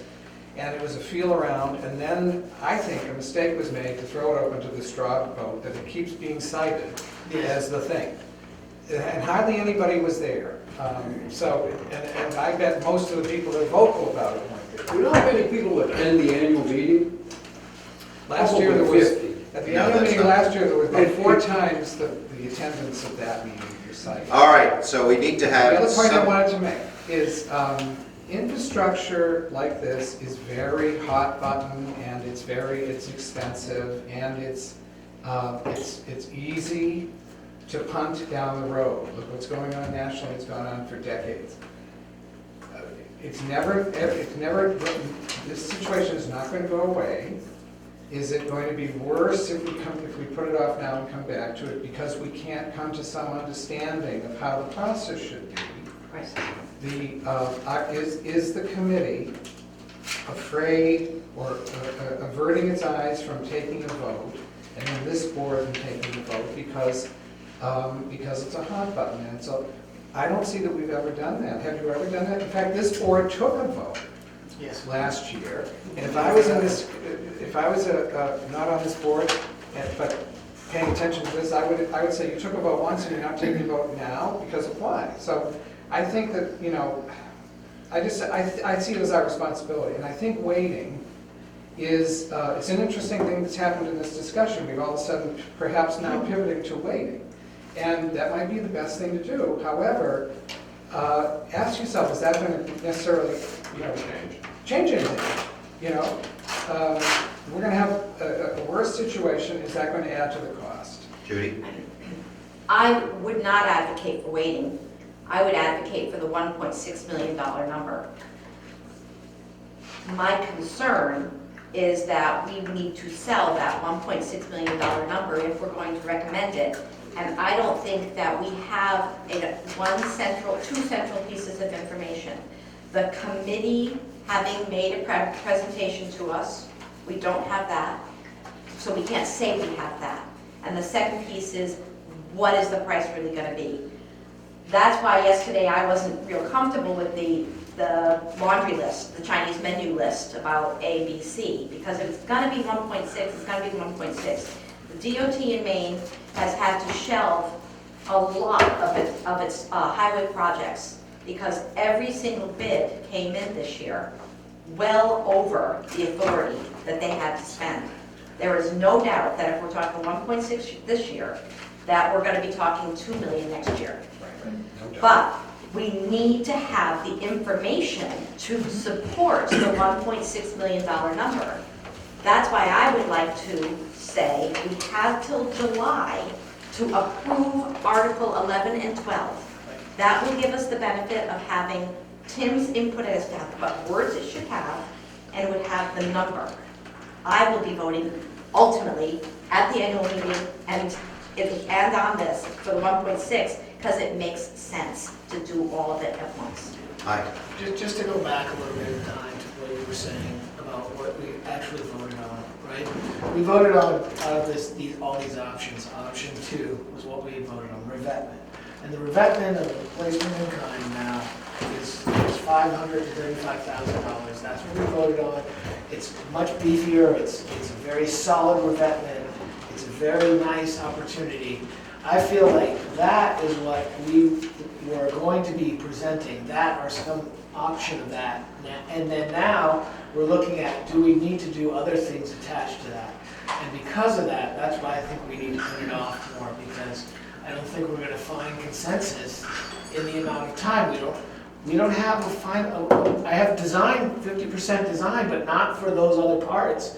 I'm scaling this stuff up based on that.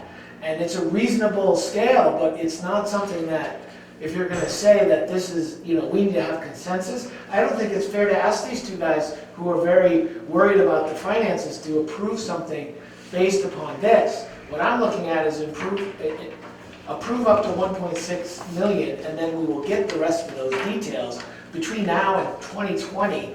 And there's always a potential to pull a plug at next year's annual meeting, because we're not even going to construct it till after next summer. Okay, so in theory, we could have this vote next year if we wanted to. Well, it's only, if we wait to have the vote next year, you don't build till 2022. True. And this is a conversation premised upon a need to protect our infrastructure. this is all funding that's premised upon proper approvals. So I'm not concerned, let me interrupt myself as I always do. I'm not concerned about approving 1.6 million,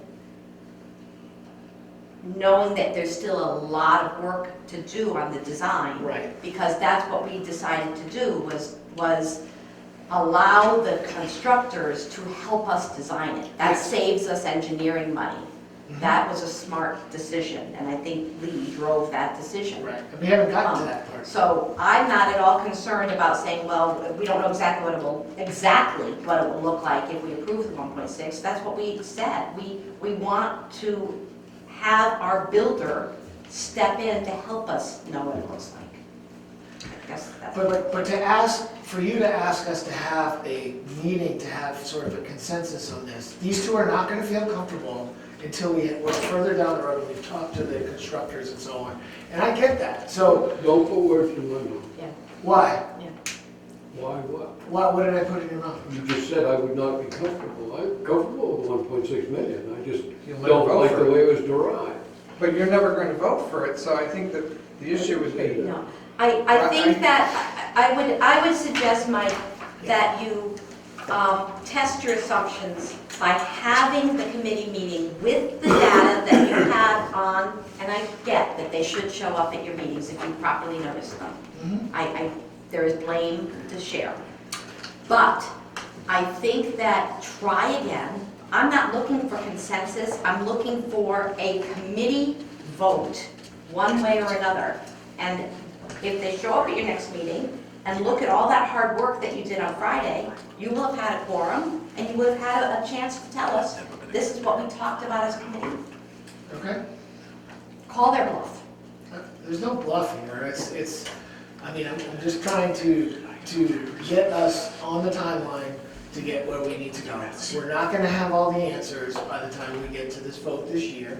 And my read of this discussion is that we're not gonna have enough information for the overseers to feel comfortable, and I'd rather put it off until we are.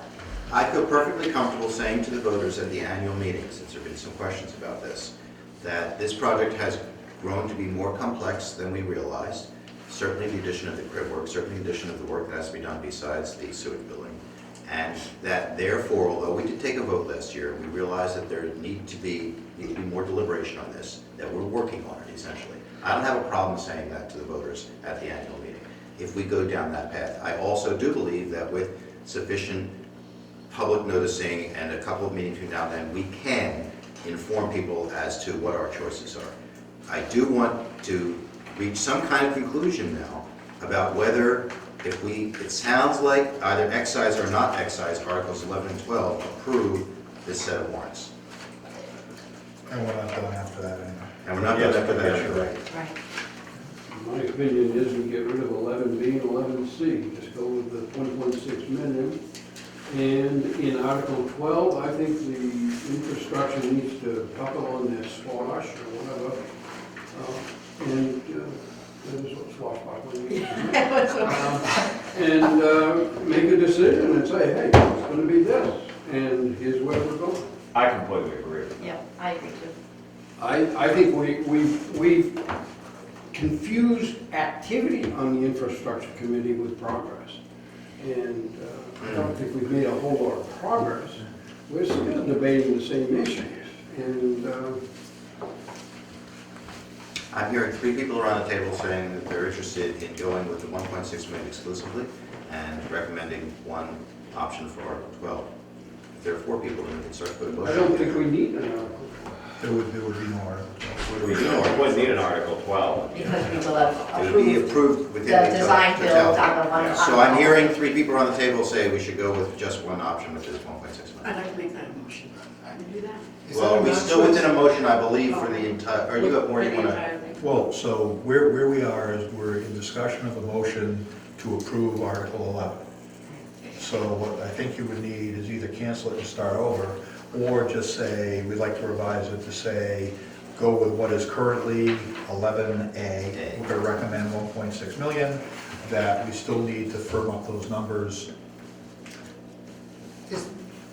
Question. Michael? Is that can hardly imagine the reaction to this, but I'm wondering, is that could it be a not to exceed number that then allows for the approval of that funding, and then the process can continue from there? Because if you're saying things just aren't going to be known, we need to have still a process, can we at least get approval of a 1.6, and then we can work, the details and all of the rest of it can be worked out from that point? Because it allows you to get the bonding Yeah, stuff. it does, it is a not to exceed. You are authorized to borrow a number not to exceed. Right, but the 1.6. way, again, I'm just, so that, because it's suggesting though, that it is about the whole scope, Right, that you're asking people to approve. right, So that, to be clear, that's what we're saying. Right. Not to exceed 1.6, and it would be the whole thing, not that we would come back and say, well, we decided to do X or Y. right. So if you look at Article 5, it would have all that type of boilerplate, and it would be as detailed as possible in terms of the scope, so that we don't find ourselves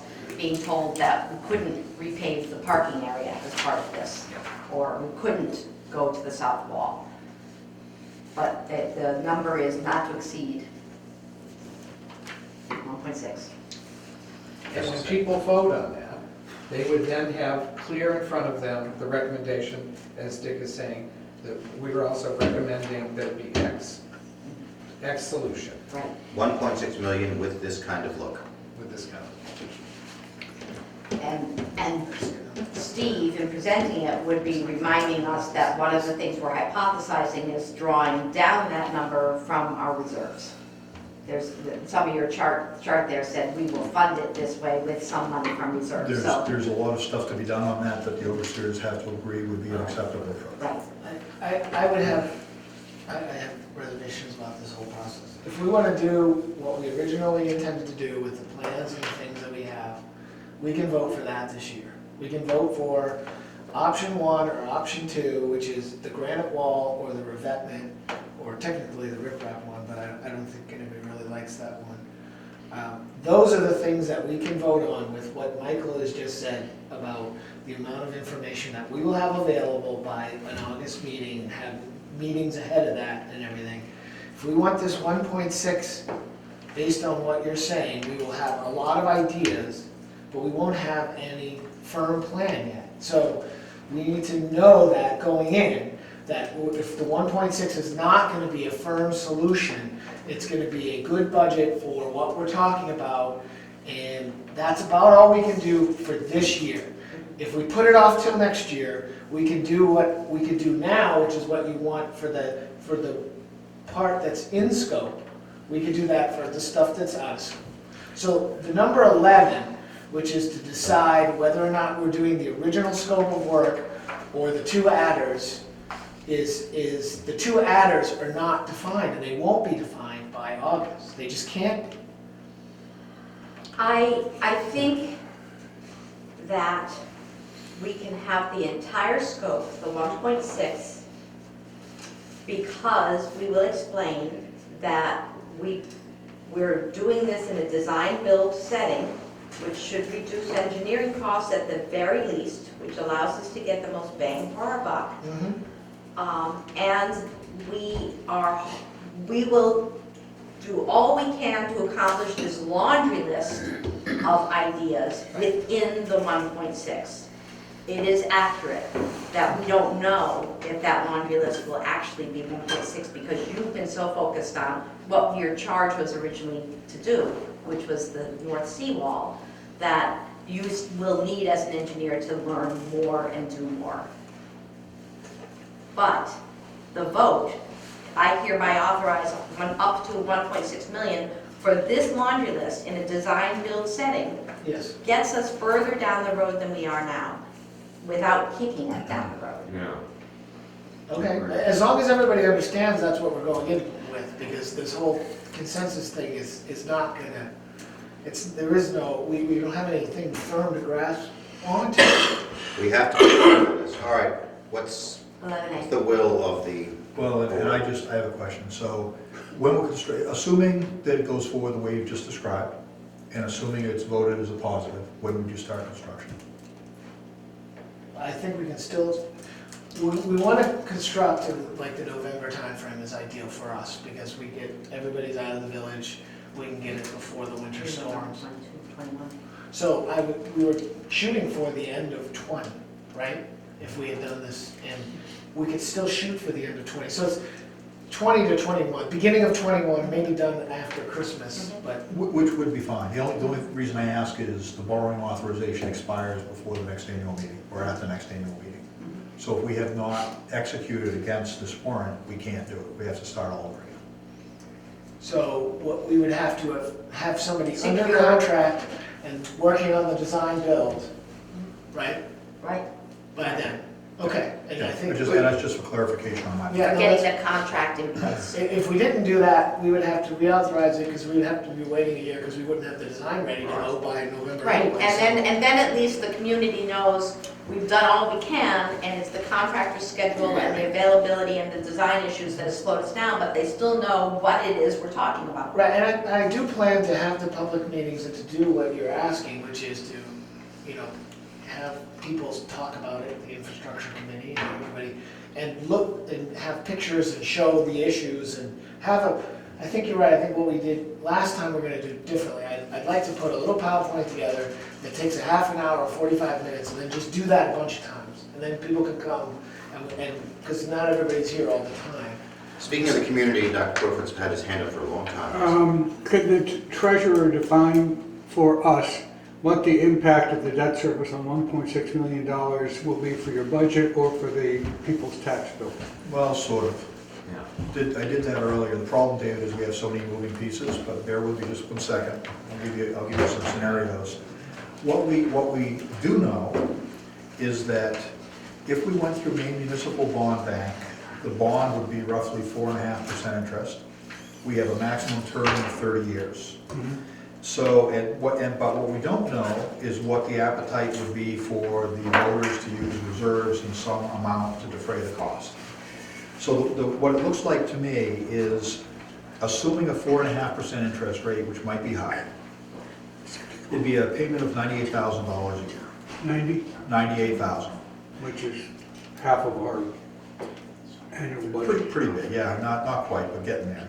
But we could use, because we have some bonds that are being retired, up to $32,000 from reserves to pay for the first 4 years. Then when that bond is retired, we're already collecting taxes, that same money gets applied to the bond, which brings the payment down to $66,000. And that price tag today would be $185,000 for a property appraised at $250,000.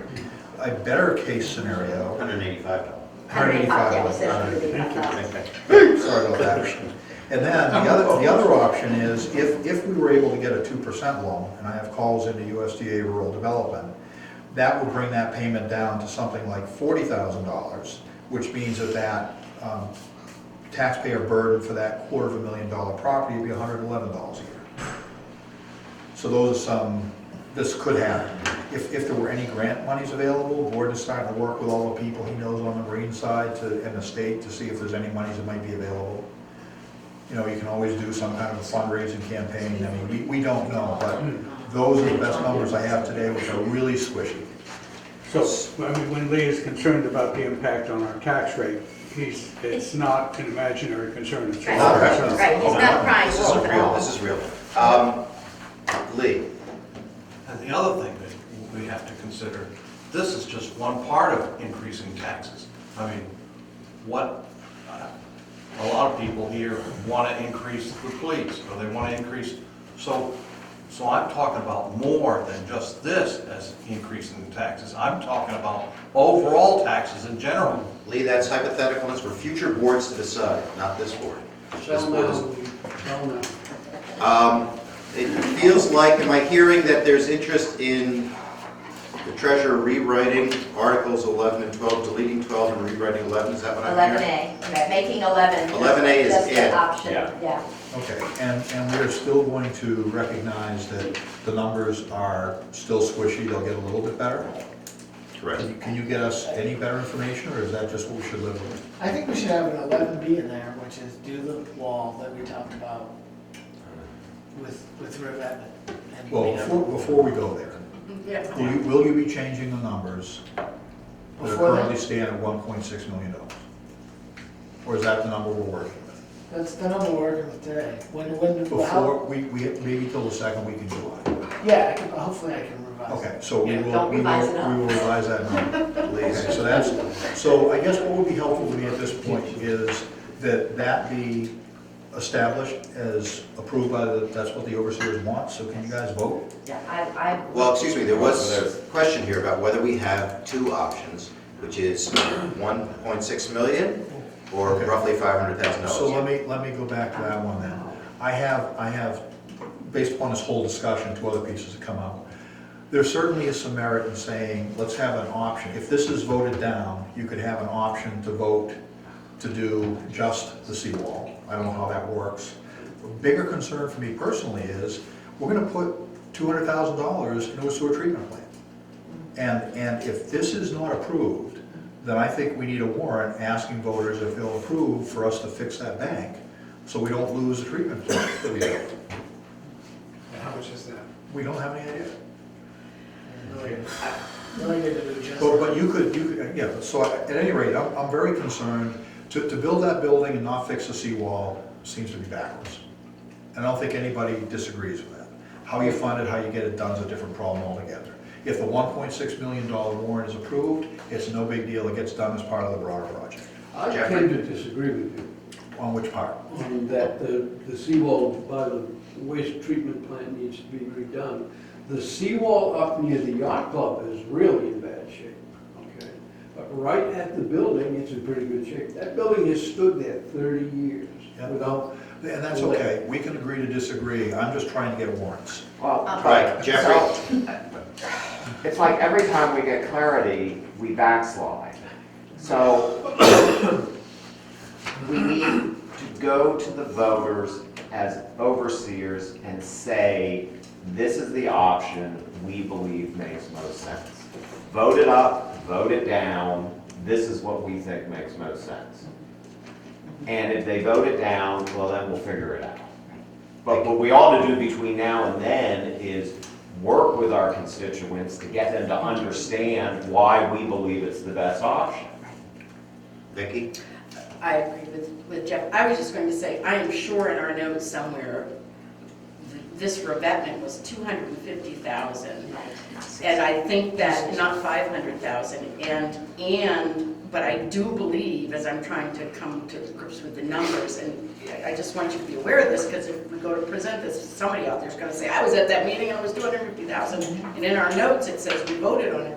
But I don't think that included the parking area and all that other stuff. So I just want to clarify that. Well, one, it didn't include the park area, two, it doesn't include Yeah. the size and I just want- the yeah. stones we're talking about now. But the Just- number that we were talking about, where is it, like 18 months ago, whenever it was 250, yeah. Judy?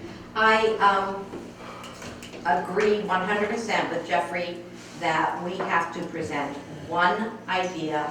If that vote is no, then we come back to the table, which is they kick the can down the road for the next year. I agree with you that the seawall at the building needs to be addressed, but I think we have a year to think about that in the event that the 1.6 is kicked down. So we can't have the second option just to do with the wall. I think Jeffrey's right. We need to speak on one thing, and we seem to be saying that the one thing is the most important thing, to address it all at once. Makes your job harder, All but right. you're up to it. Thanks. That sounds like I'm hearing just in Article 11 by itself, there's a single item in there. Am I correct? No, there's two, there's A and B, right? Or is it? No, Oh, no, we Article don't have A 11. and B because there's no options, so you don't. There's need no to- options. Article 11 says Sorry. 1.6 million. So, are we, there was a, Do we need a vote in for that, or is that just a recommendation for you to rewrite You this? need, I don't care which it does, I mean, you've got to approve the warrants, so in theory, once we finish this, that would be part of that approval. Exactly. I have my marching order, so I don't think you need another. I wouldn't need to vote within that. So you said there's still more. Article 13, one of the things in the initial preparation of warrants was that there was a thought that we being general government, might be asked to fund aesthetic improvements to this building, whatever it is that's built. Is that still on the table or not? David? David? The money that was approved by the utilities trustees for the modifications to the building, the $160,000 on Friday, was that money that's all coming from the utilities reserves, and is it an aesthetically compatible structure? It was our intent to make it an aesthetically compatible structure. It is going to be a higher structure. You have to have headroom. It's going to extend. It's going to be the same width but extend further towards the park. And we don't have a drawing of what it's going to look like, but we certainly intend to make an aesthetically compatible structure that doesn't look out of place in Bayside. It's going to stand up higher and therefore be in people's view a little bit more. Judy? I think that we would be prudent to have an article, it would be Article 12 now, that supports a contribution somewhat from the village of, I would say, an up to $40,000 number, just in the event that the reserves and the utility trustees are not enough, because because the community will be wanting to have input in what an aesthetically compatible structure is. So I think we need to have the authority for the village to contribute to that process. I think that it should specifically say that that contribution is only as a consequence of the reserves not being sufficient in the utility department. That it's not a, you'll pay $40,000 of the funding. I think it should be only if there's a demonstration by the utility department that they don't have the reserves sufficient. I would suspect that the $160,000 is going to be enough for the building. I think that the 40 would cover the riprap on the beach, but that's a whole different thing. I don't disagree with having that help, and then the question is, we would need to pay that back to the village. Well, so the sewer reserve fund right now stands at about, so I don't Could you see say why. that loud, please? Just- The sewer reserve fund stands at something like $300,000, so I don't understand, if your comment was, if sewer reserves aren't sufficient, I don't see that as being an issue. So And that should be the article at all. that's correct. So let me put some words in your mouth, if I may. Your Like I always do to you. That's right. Your original motion basically said that, yep, sewer is going to go do this, they're gonna make it aesthetically pleasing, it's not gonna be a palace, it's just gonna fit well with Bayside. And the only concern was if there weren't enough reserves to cover that, they would look for a contribution from general government. At almost $300,000 or $250,000 in reserves, I see that as being a non-issue. And that would be a good use of reserves from a utility standpoint. Exactly, I mean, that's We'll the strike that intent one. of those. Yeah. If you guys would be so kind as to vote for the warrants as we've discussed for the past hour and 15 minutes, I would attempt to take a pass at them. So when do we break for dinner? By the way, before everybody votes the warrants, I just want to note that Article 1 is to choose a moderator, and we have been in a slightly dicey situation for the last few years of Tim Samley saying, I'll do it, with some reluctance, if he really wants to give that job up. And it challenges that is a position that is a very sophisticated one, as anyone who's been to an annual meeting knows. There are limited options in terms of replacing him. It's not something we can groom somebody within a couple of weeks to take over the job. They could, if they do a bad job. I have actually approached some people who are saying Tim would be willing to be a sort of standby and sitting there on a nearby stool if somebody had some challenges. So in fact, if there's someone who's willing to take it on, we could, so think about people you may know who would be able to do that, who speak clearly and wouldn't be afraid to put people in their place for the moment. But Tim would be willing to be a backup. It may well be that we have to use Tim again, but I'm just noting. Yeah, and Tim just responded to my email, Steve, and so he's indicating he will be moderator, and I'm going to respond saying that you will email him the final draft. Sounds good? Okay. Thank you. So can we have a vote, please, on the proposed warrants for the annual meeting? I think we have it's on the floor as a motion, so no further discussion. All in favor? All opposed? Abstaining? That's 6 in favor, 1 abstaining. Thank you. Great job. Thank you. Steve has to leave now, being a special day for him. Father's Day. Thank you. You guys Happy Father's Day have to fun. all of you. We've got the room till 4. You should be all set.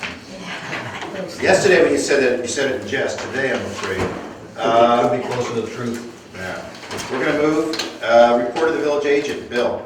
Well, I'd like y'all to take a big deep breath, relax a little bit.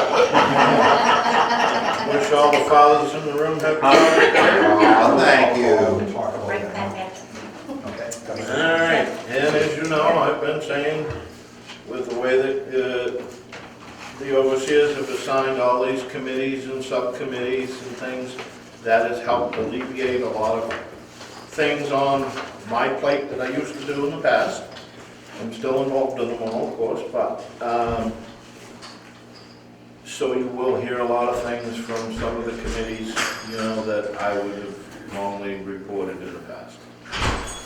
So one thing that I have is, I need to find out if the new, or the outflow that we acquired from the town of Northport, if that has been placed on our insurance policy. And then there will be another issue that I believe Jeffrey's going to bring up later, that will also need some verification on insurance policy. I would like to,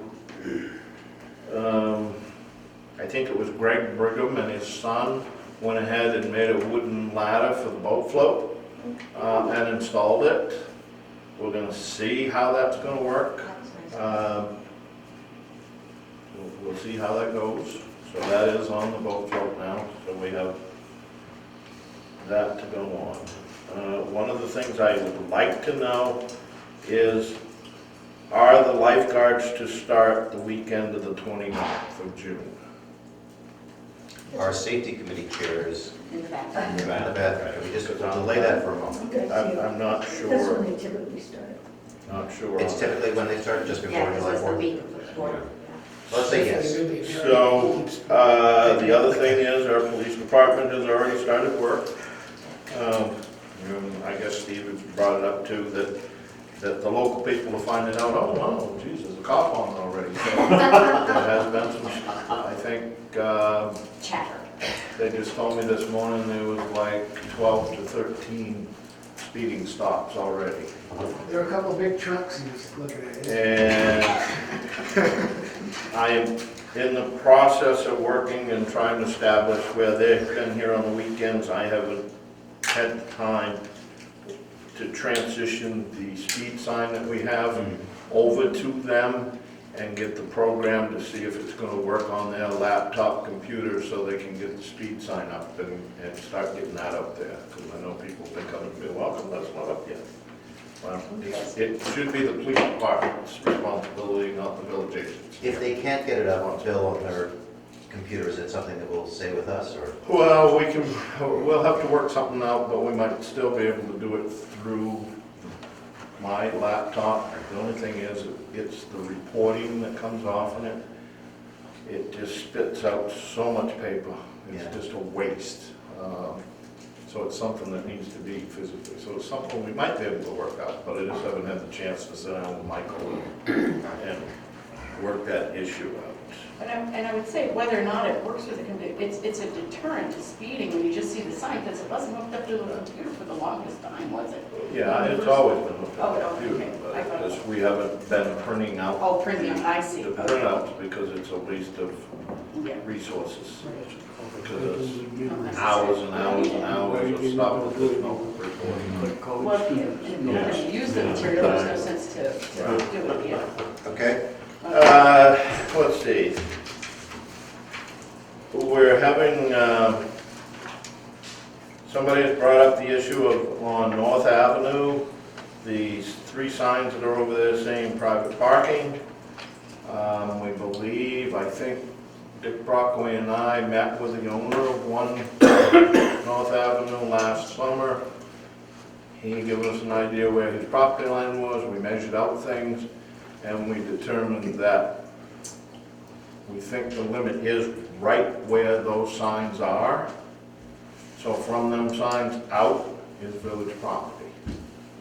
Are you saying he needs to remove the signs? Well, that's, They seem to be indicating that the land in front of the sign, because he's trying to keep it parking, it's not private parking, it says private parking, and yet that's community The land. sign is on his property, the space in front of it is not. Right. Thanks.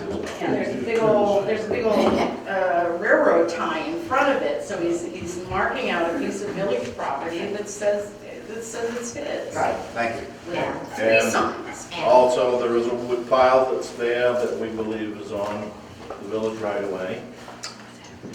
Within the past week, the person at 1 Clinton Avenue on that same area has extended his parking area with crib work, and I believe he has extended it over on village property more and planted a tree at the end of that. So now we've narrowed that spot down real small for water to get over the edge. We need to ask him to remove his tree. so Billy contacted me about that this week, because he was wondering what he should do in anticipation, because if it's village property, did I have a legal thought on that?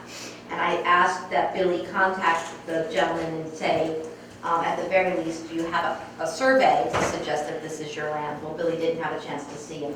I think it's appropriate for us to pose that question in writing to each of the owners that we've been talking about. One, the gentleman at 1 North Avenue has sat down with Bill and Dick, and Bill and Dick indicated as to him that we felt he was going beyond the limits. And this gentleman here will need to be told that we think he's going beyond the limits. As to each, if they want to present a survey that suggests something differently, great, we'll look at it. Bill's very familiar with the land.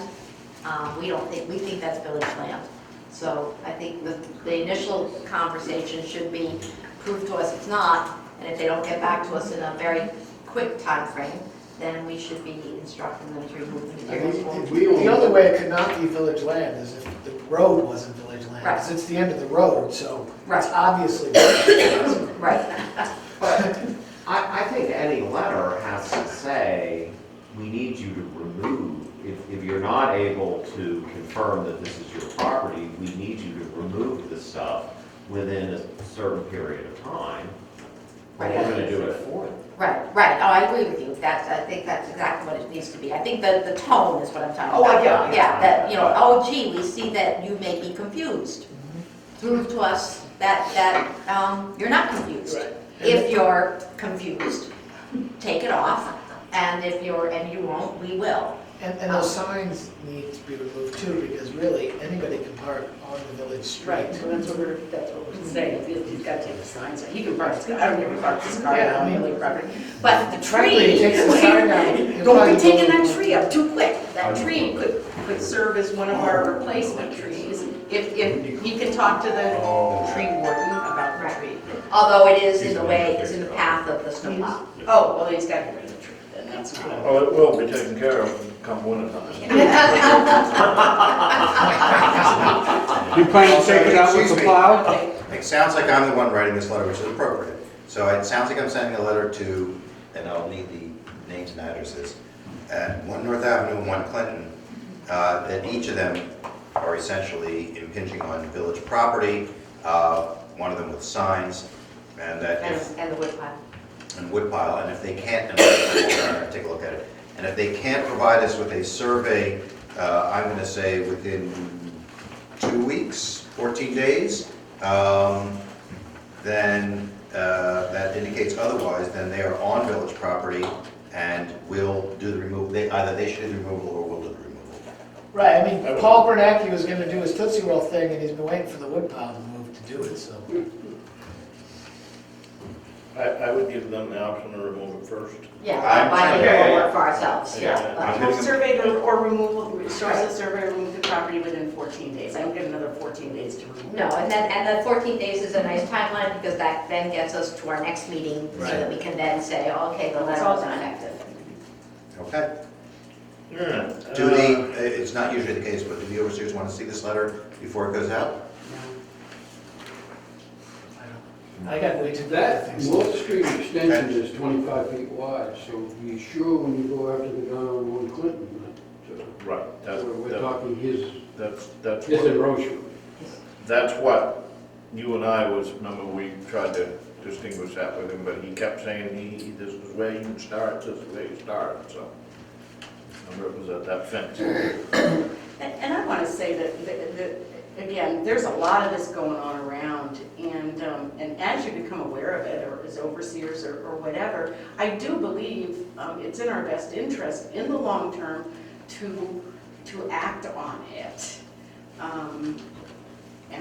And so I just want to say that because, you know, Well, it is a problem on our streets, because now that the community is becoming more of a year-round community, slowly.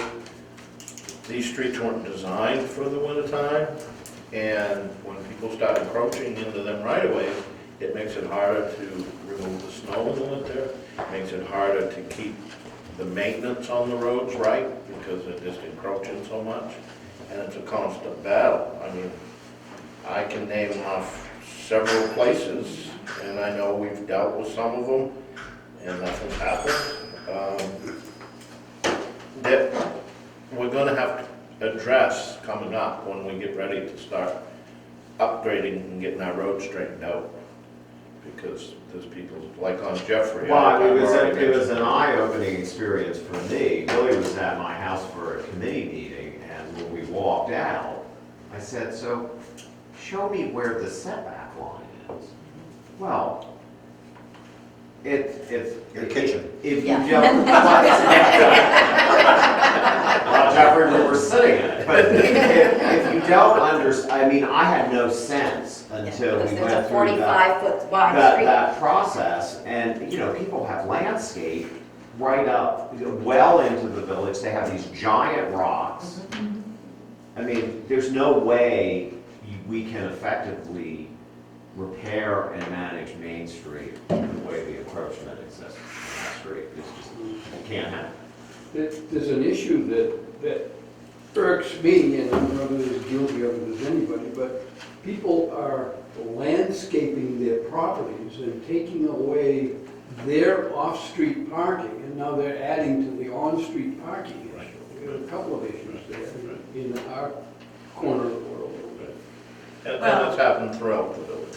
it's throughout, that's why, and I'm not sure if some record should be kept of these things or whatever, but I think it's a serious lapse of judgment if we don't deal with them as we identify them.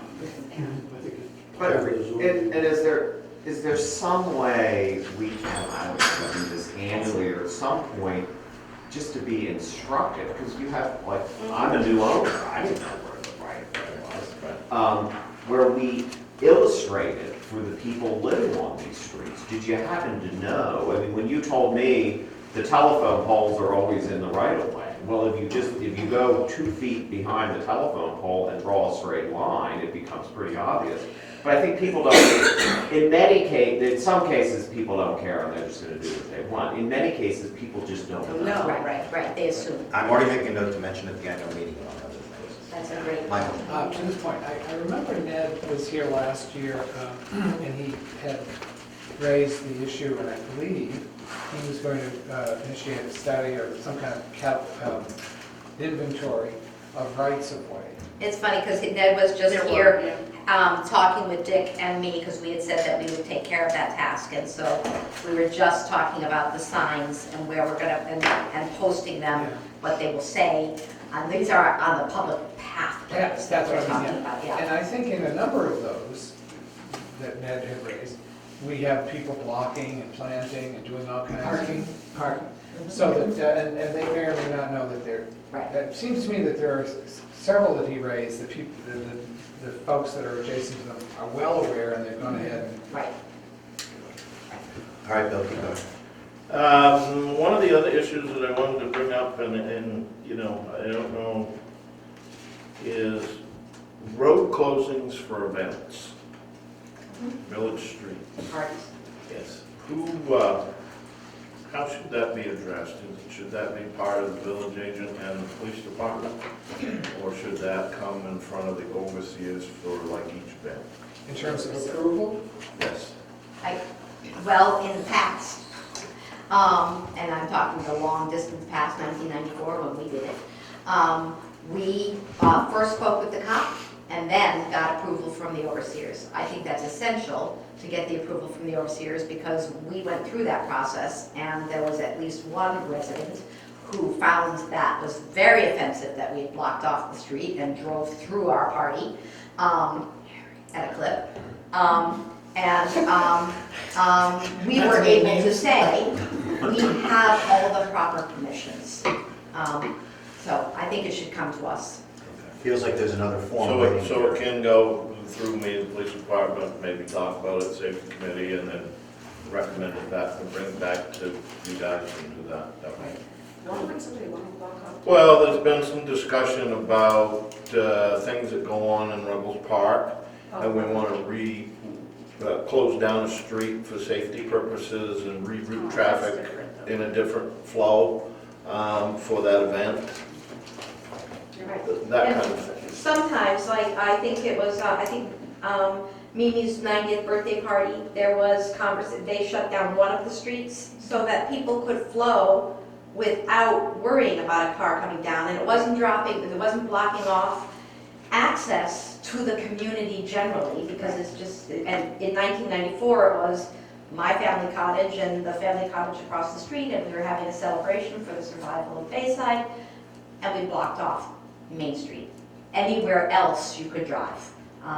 So I think that there are some reasons why you want to sometimes have a baby shower or a wedding party, and it makes perfect sense as a community to support that if it doesn't stop someone's access to their home. Let's call it a block party, then everybody's invited. All right. Okay, so that answers that question. As far as I know, that's all I got. Oh, no, I'm all set. I guess that's all I got on my agenda. Okay, thank Good you. job. Report of the office manager. I see that Mandy has handed around. Yeah. It still says draft, but I assume this is the final Those are, version yeah, the final draft. of the May minutes, which we deferred earlier. Any, besides Vicki, does anybody else had comment on the original drafts? And Vicki, are your notes within here or your I have corrections? no idea. I haven't had time to read it. This has been. Yeah, and I have nothing to add. Let's add it to July so we can all read it. Yeah, So That has been this will be an sent item out. for the July meeting then. okay. Mandy? When we're down to 6 overseers? No, what did I do? No, that's correct. I was at 1, 2, 3, 6. Because that's because, I don't know, who was here? Well, I'm not on the list. I guess people are reading. Were you here? at the I wasn't at the meeting, Dick. I don't I know. might Were have you here? forgotten to wrong My one. name is spelled Michael's name is spelled wrong. T.I. Were you here? Oh, I yeah. think you were here. I don't remember. Yeah, I was here. Last month. So Dick was here. Yeah, Dick, you were here, weren't you? Frederick did not list. That's 2 months in a row. Right. So it's still a You draft. have to give Mandy Yeah, it's the still a $50 each time that she goes. Isn't it? Anything else, Mandy, from your end? You're sure? I'm sure, I'm good. Everything's good, we've had our normal ups and downs, but You can jump in at any point in the meeting anyhow. I just want to make sure that. yeah, no, we're good. I'm not gonna add anything. And now we enter the most fun part of the meeting, which are committee reports. Starting with the trees. Start with the trees. Okay, we had our first meeting a week ago yesterday, and it was really great. I love my committee, I love all these people. So we talked about a few things. So our plans for this summer are last summer we surveyed the trees in the public areas, the parks and, those areas. So we are going to attempt to tag the trees that we've surveyed, so we know who is who. There's a small subcommittee who is going to look into plantings, because we want to stay on track with plantings. Nothing will be planted this summer, but they are going to look for locations and consult with utilities and infrastructure. As was suggested from our residents, if any of these areas for plantings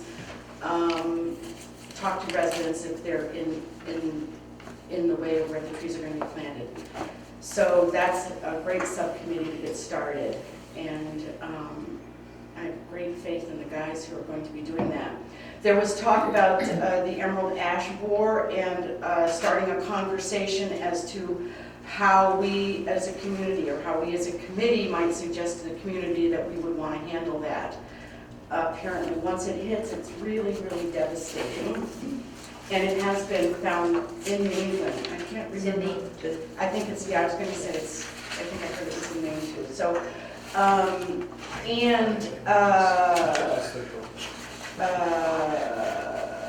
Mike Robbins has made contact with Jane Santerre at the University of Maine, and they've had a few conversations, and we're hoping that she will come to our community and help us planning for the future and start the conversation about the public areas that are untamed. So some of our green spaces and how we might be able to look forward in managing that. So baby steps, but I think we're on the right track. So it's really good. So, and we've done some pruning, and that is that. You had a meeting, public meeting recently on the tree committee. It was part of the, so it was for the tree ordinance. Tree ordinance. And it was part with the, was that since the last meeting? Yeah. Oh, wow. Yes. Okay, and yeah, so we were part of the zoning committee's meeting, just to go over the changes in the tree ordinance. A couple great suggestions came out of that. One was consulting with the residents who might be impacted by a tree removal or a tree planting mostly. But still the final decision remains with us, but at least bring them into the conversation. And so we went over that and those changes. I'm in the process of putting those together. And when I get that done, I will send everybody out a copy for the next meeting. And we can approve that it is incorporating any changes that are recommended. Yeah, yeah. So thank you for that. And we do have a meeting next Saturday at 9 a.m. here, if anybody would like to join us. Thank you. Communications, Judy? I'm going to not say anything for finance and blend communications and governance, as I always do. And I sent out a memo distilling the comments that we gathered at the public meeting. I was really pleased with the turnout. The governance committee will be meeting next weekend, as I indicated in my email notice about my report. I don't have a time yet because we haven't, I sent everybody saying we should meet and suggesting, and I don't think anyone said what time would work and wouldn't work. So we'll have another meeting. We, I think generally as indicated in my memo, people are focused on the historic district as the district that might need tighter tweaks. And one of the central issues is it really doesn't matter what we say if we're not bold enough to insist that the town enforce what we have. Any questions for Judy? Where's the original sort of surveys? Are they? In your email box, The original ones did? the PDF, I sent you a PDF Oh, cool. binder. That's a good place for it. Yeah, I sent you a PDF binder of all the written surveys. Awesome. Okay. I didn't incorporate in the PDF binder some separate email type comments that we received, such as you, I think you were one who did a very careful email conversation. That's not in the PDF binder. To the extent that my memo tried to distill the comments, so what you got last night was a PDF binder of every single original survey and my memo. The work that Dan Webster did in question 1, 62% answered it this way, was to me very helpful, rather than having 30 some odd documents to go through. I would love to see that updated. Yeah, he'd only done that as to the first 20, so it hasn't been updated. We have about 33 to 37 written surveys, and it hasn't been up. The statistical analysis that he did has not been updated. I had indicated to Danny that he did great work, but on a very small sampling of a very small sampling. So we need to, I would encourage you to not rely upon those numbers much as we shouldn't rely upon straw polls. and then see what the distillation of the 37 or so surveys are. And is Dan willing and able to do the Yeah, he said. analysis of all? Yeah. Okay. Yeah, he said he was, but of course he has a rich and busy life as Right. well. He's really, I want to say what I always say, that Danny's willingness to contribute is always low, it's under the radar. He does very good work Yeah. for us.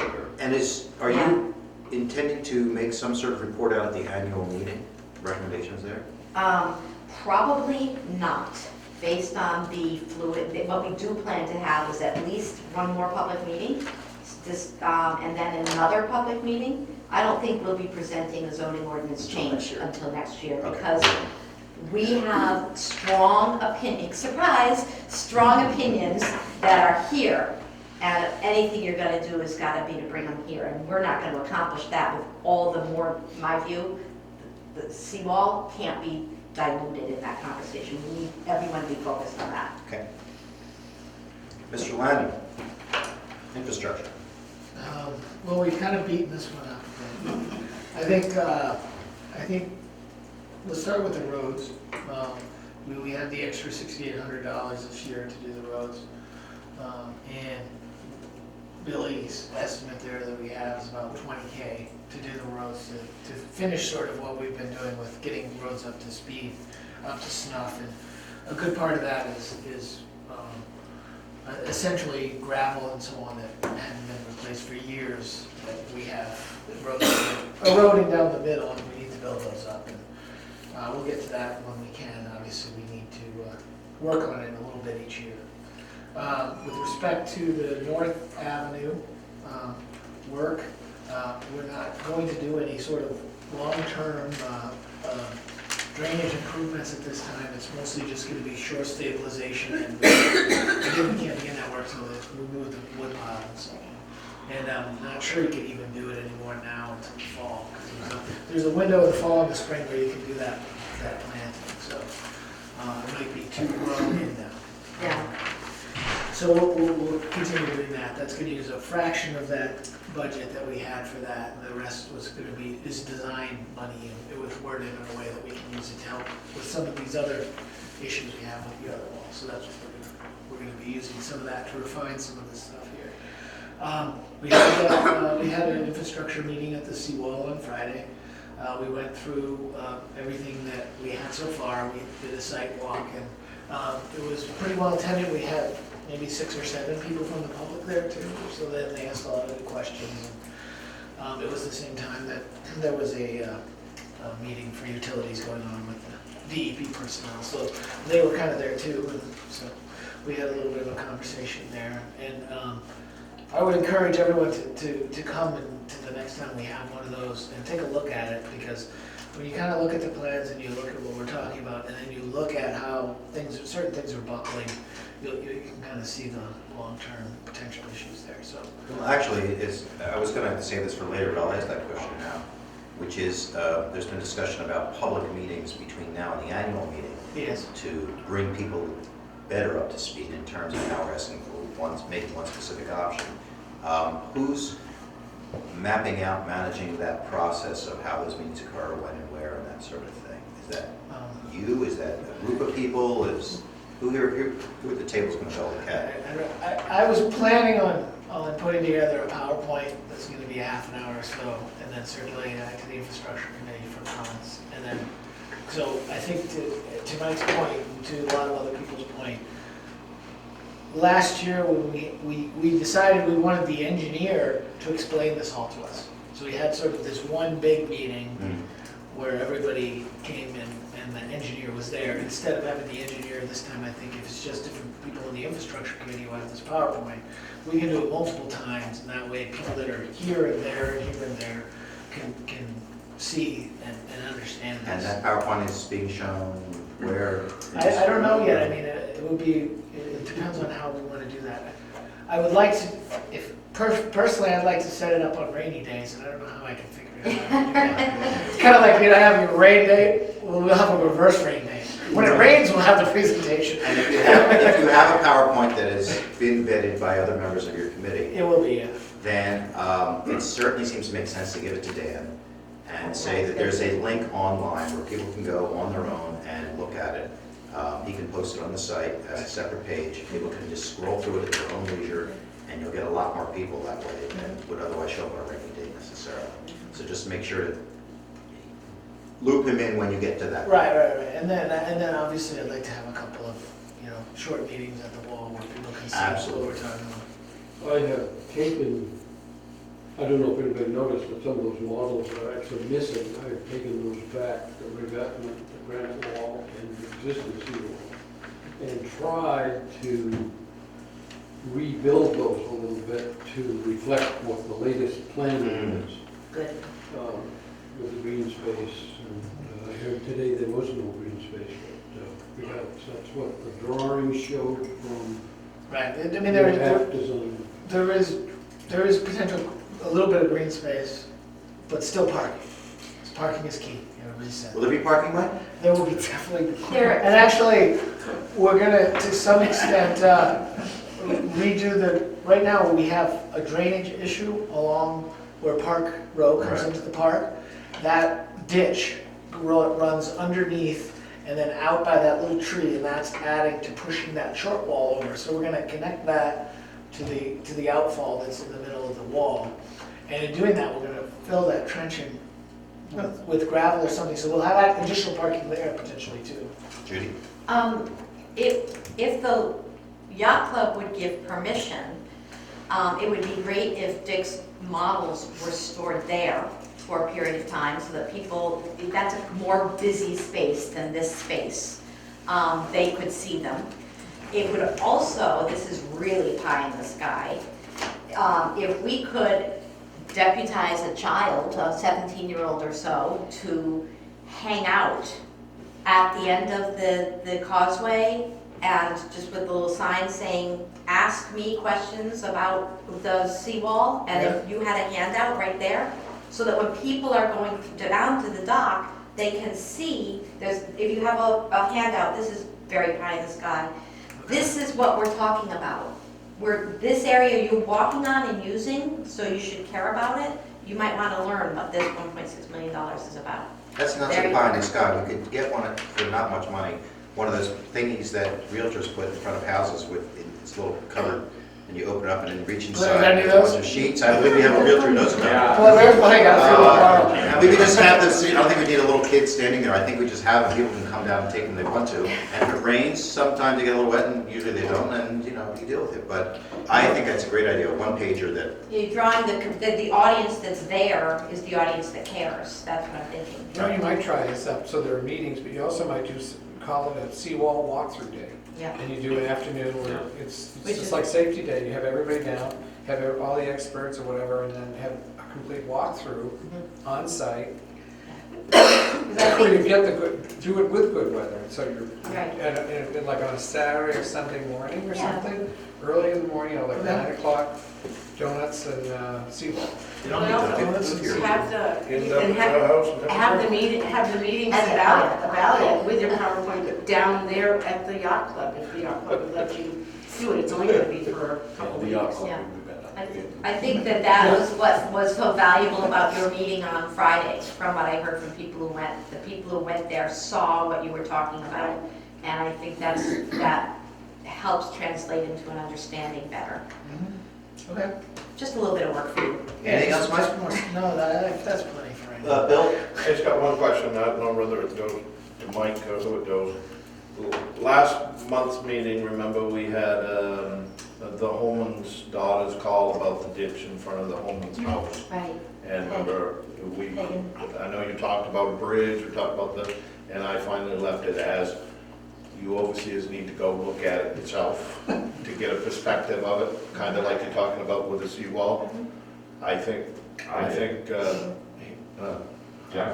had time to get a name today, I don't know why.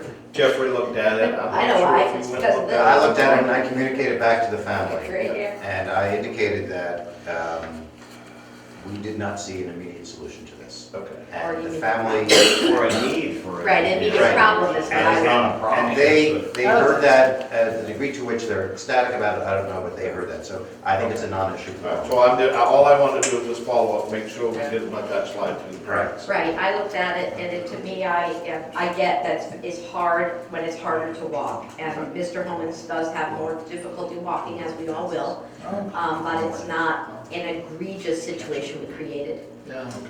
All right, I just wanted to make sure that didn't fall through the cracks. Yeah. Utility committee? We met just 3 days ago, on Friday.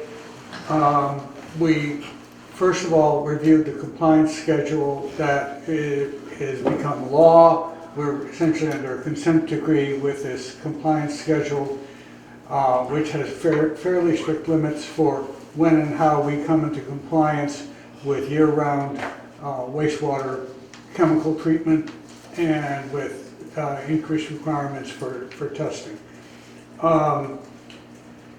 Basically, I mean, the next thing, we have done of the three things. By June 30th, we were supposed to have completed preliminary engineering study to present new physical plant options. That was completed by a year ago. We reviewed all of those options. By August 31st, we were to complete preliminary resource assessment planning to identify potential new locations for physical plant. That was also completed, and we were reviewing those coming into this meeting.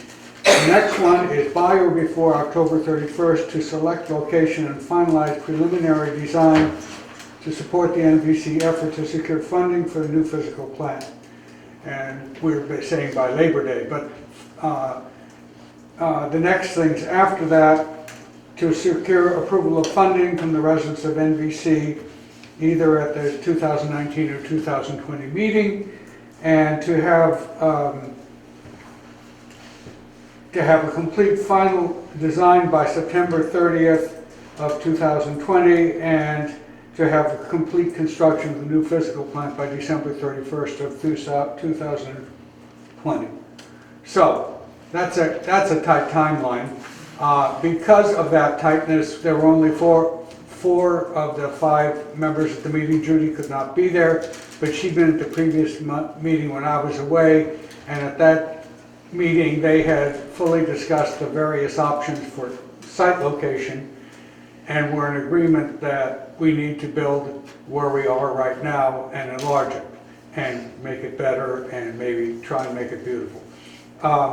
So we had a vote on a motion to build, and I don't have the wording for it because we don't have the minutes, but to build a winterized structure capable of supporting year-round wastewater decontamination and dechlorination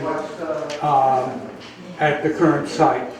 And when we voted on that, it was a 3 in favor, 1 opposed. Mike Lyman was opposed. I asked him to file a minority report about why he was opposed. He was opposed because the motion did not include something about doing remediation of the seawall on the south side. So we had another motion which basically said, we feel that it is the responsibility of the village rather than of the utilities department to remediate the seawall along the south side to protect the investment of the utilities committee, which is really the investment of the whole community. And so that passed 4-0. So I mean, I think that's the extent of the motions that we made. We were supposed to install a dry feeder system for dechlorination that was going to go into one of the manholes. That was supposed to be completed when we opened up the plant for dechlorination this year. For a variety of reasons, that the contractor who won the bid could not do it at that time. It's going to have to wait, but it's probably going to get done this summer rather than waiting until after Labor Day. So there may be a day or two when that area is really walled off while they work on this. It won't limit access to the dock, but you're going to have to go around it. So that's going to happen sometime this summer rather than in the off season when people don't see it happening. we did start up the plant, and we have had, having had no violations for years, we have had 2 or 3 fecal coliform violations. We're not sure why it's happened. We boosted the amount of chlorine that's been put into near lethal doses for any bacteria. It still seems to be happening. We discussed with the DEP representative why this is happening. Nobody has any firm ideas other than that we think it's a problem with the type of test that they're doing.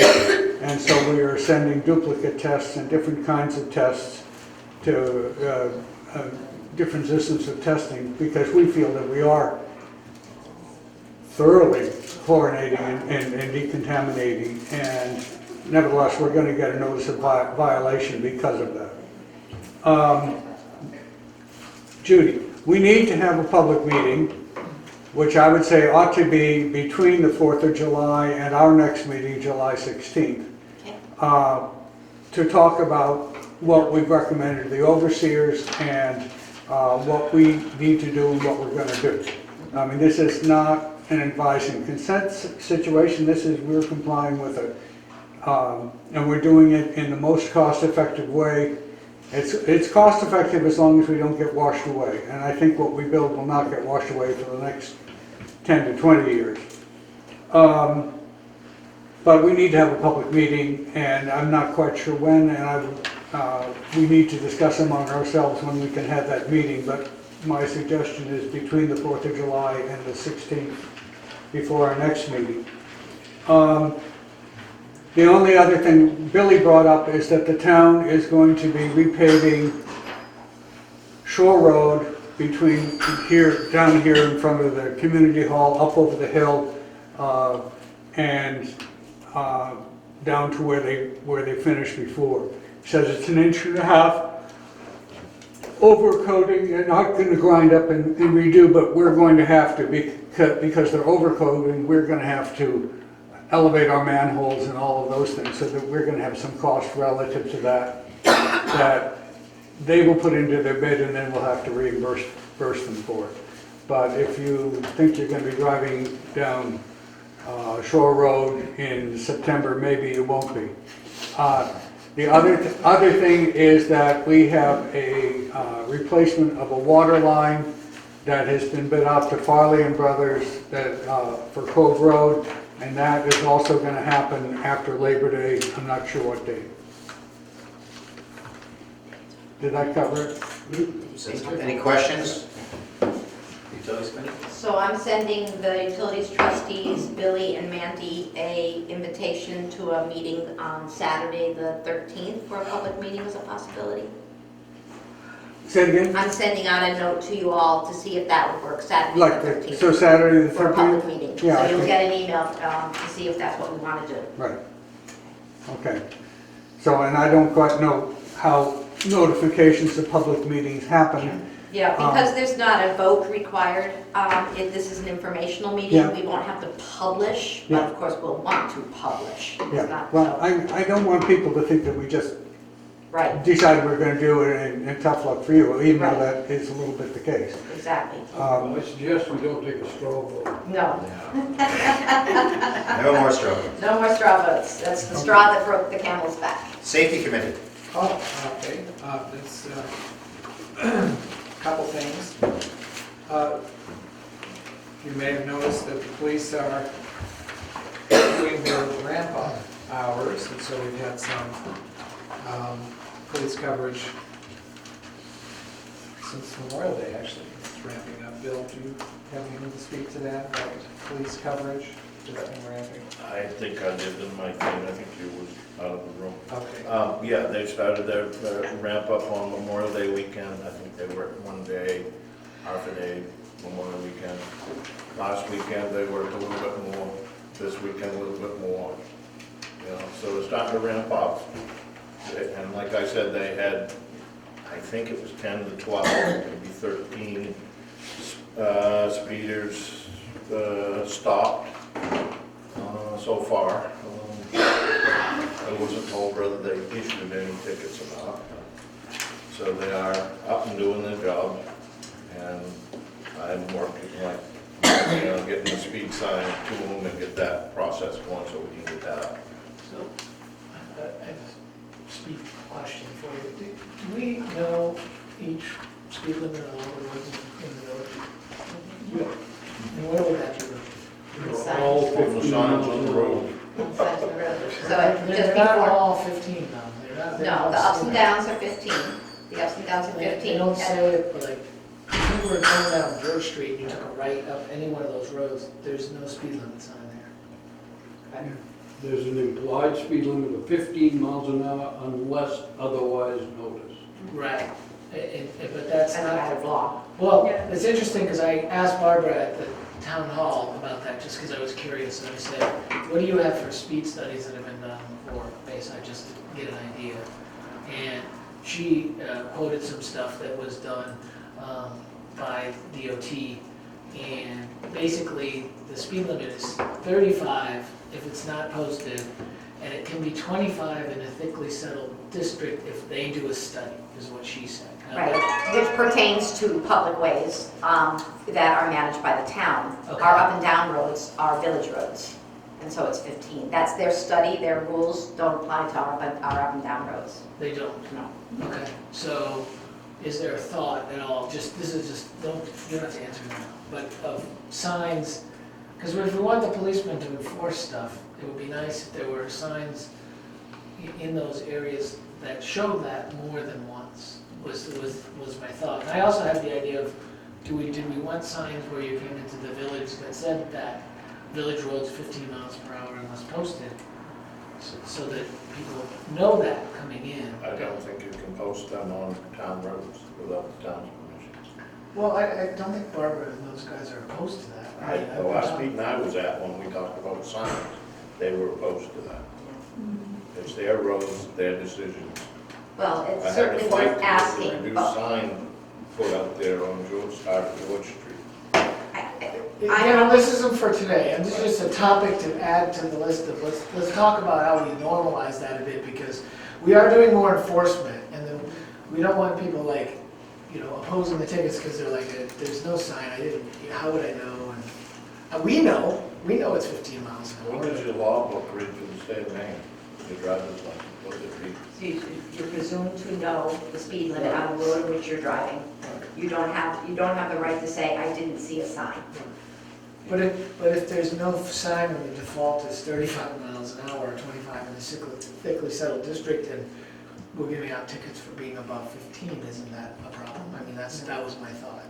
I mean, you could go to court and argue that, but you'd be paying a lot more money if you lose that. Pay the ticket if you speed. I guess that's one approach. We can take that approach if you like. Michael? Okay, the lifeguards start June 29th. I believe that's the date, Bill. Yep, okay. So we have, just I want to make note of that. Safety Committee is meeting next week. And Bill, I want to get with you about this overage issue. Yes, we gotta talk about it. So we can talk about that, have that as part of the safety. When is your meeting next week? What The date? meeting is on Wednesday at 5. What date is And I that? will be sending that out to Wednesday next week. This Wednesday, that's the 19th. Thank you. And I'll send that notice to Dan. The Public Safety Day is July 7th. We've talked about this in the past. I'll also be distributing a posting, a little bit of a flyer. We have, pause for 1 minute here and call it up. We have, basically it's from 11 to 1. And thank you to committee members Jessica Cohen and Lisa Fryer for organizing this, and there'll be all kinds of new things to expect this year. We have police, fire, our first responders, animal control, and Bayside Safety Committee members, of course. All there. Topics to include bicycle safety, which is a talk about helmets and overall safety issues with the bicycle. There's going to be an organized scavenger hunt related to the safety. This is to get the kids enthused and enrolled beyond just a free hot dog, although we will have free hot dogs. And we've also got safety-related games and prizes too. And you can come along, Dick, participate, and Oh, thank you. just trying to get some enthusiasm. This is in Ruggles Park, I said? Yeah. Yeah. The basic. And so that's for July 7th. Okay, and then the last thing is about speeding I had on my list. We need to, Bill, get a plan for, I want to talk about this next week, for how and when we move that digital sign around. The, and maybe we come up with something that, because I know that I was just talking to Ben this morning about about that, we'll talk about it. Is there any plan regarding that sign? It collects data, apparently, collects data of people approaching what speed. Is there any plan to use that data, to download that data? or- Yeah, Bill talked about that during his report, the He said it matter. downloads pages of data, but I've never seen any of it. I didn't know because that we we didn't collected do data. it because we weren't really set up, we're not really set up yet. I So mean, the answer is no. Well, Well, Ben, now that we have a police department, yes, because I'm trying to turn it over to them. right, they'll see what the hours are, that there's some frequent speeding, and they will reorient their schedules presumably to address those types of concerns. As Bill said during his report, we don't want it on pieces of paper because it's a pain in the neck to print all that paper, but they're looking for a way to take that data It's gotta be. and You gotta be create able the to schedule. That's what you guys. export it. Export it. You gotta be able to To export it. Excel. Yeah. There is, but for the village agent to do that, it wasn't proper. Right. No, and so I do think Michael and Ben. Yeah, they'll figure it out. Michael said We're working on it. Michael and Ben will. We'll talk about that at the meeting as well. And then the last thing, just briefly, I owe we have the public safety form that we've all been approved, and that will be at in Mandy's possession for distribution for when people have a public safety issue they want to address, or concern or complaint. That's the committee report. Thank you. So, Waterfront safety, Mr. Will? You look like you Oh, sorry, Bill. I was just gonna ask the question, are you gonna close down the road for this event? Make the lower Maple. I got a suggestion, and because we're out of order because of something that I wanted to bring up to the thing, is, would it be a better idea to close off the north side of the center street and have your safety thing over there on that center street where everybody's under the shade tree? The only question that I had was I didn't know whether Blair had to have power for his. Well, I don't use power. That would get us Could move the whole over thing over to underneath the the middle? shade, that would get us in the shade. but is that going to cause a concern with access to the park and No, all the other because activities? we'll pull off to the right, like everybody parks on the right-hand side of the road. We'll just block that side of the road off, and that's where the vehicles will be parked. Okay. The road will still be open. Okay, so we're not shutting off. We're not shutting the road off, but for flow, plus get us out of the sun, because that was the problem we had last year. Where are we landing the So we're helicopter? hoping there'll be some. That sounds like the safe thing to do.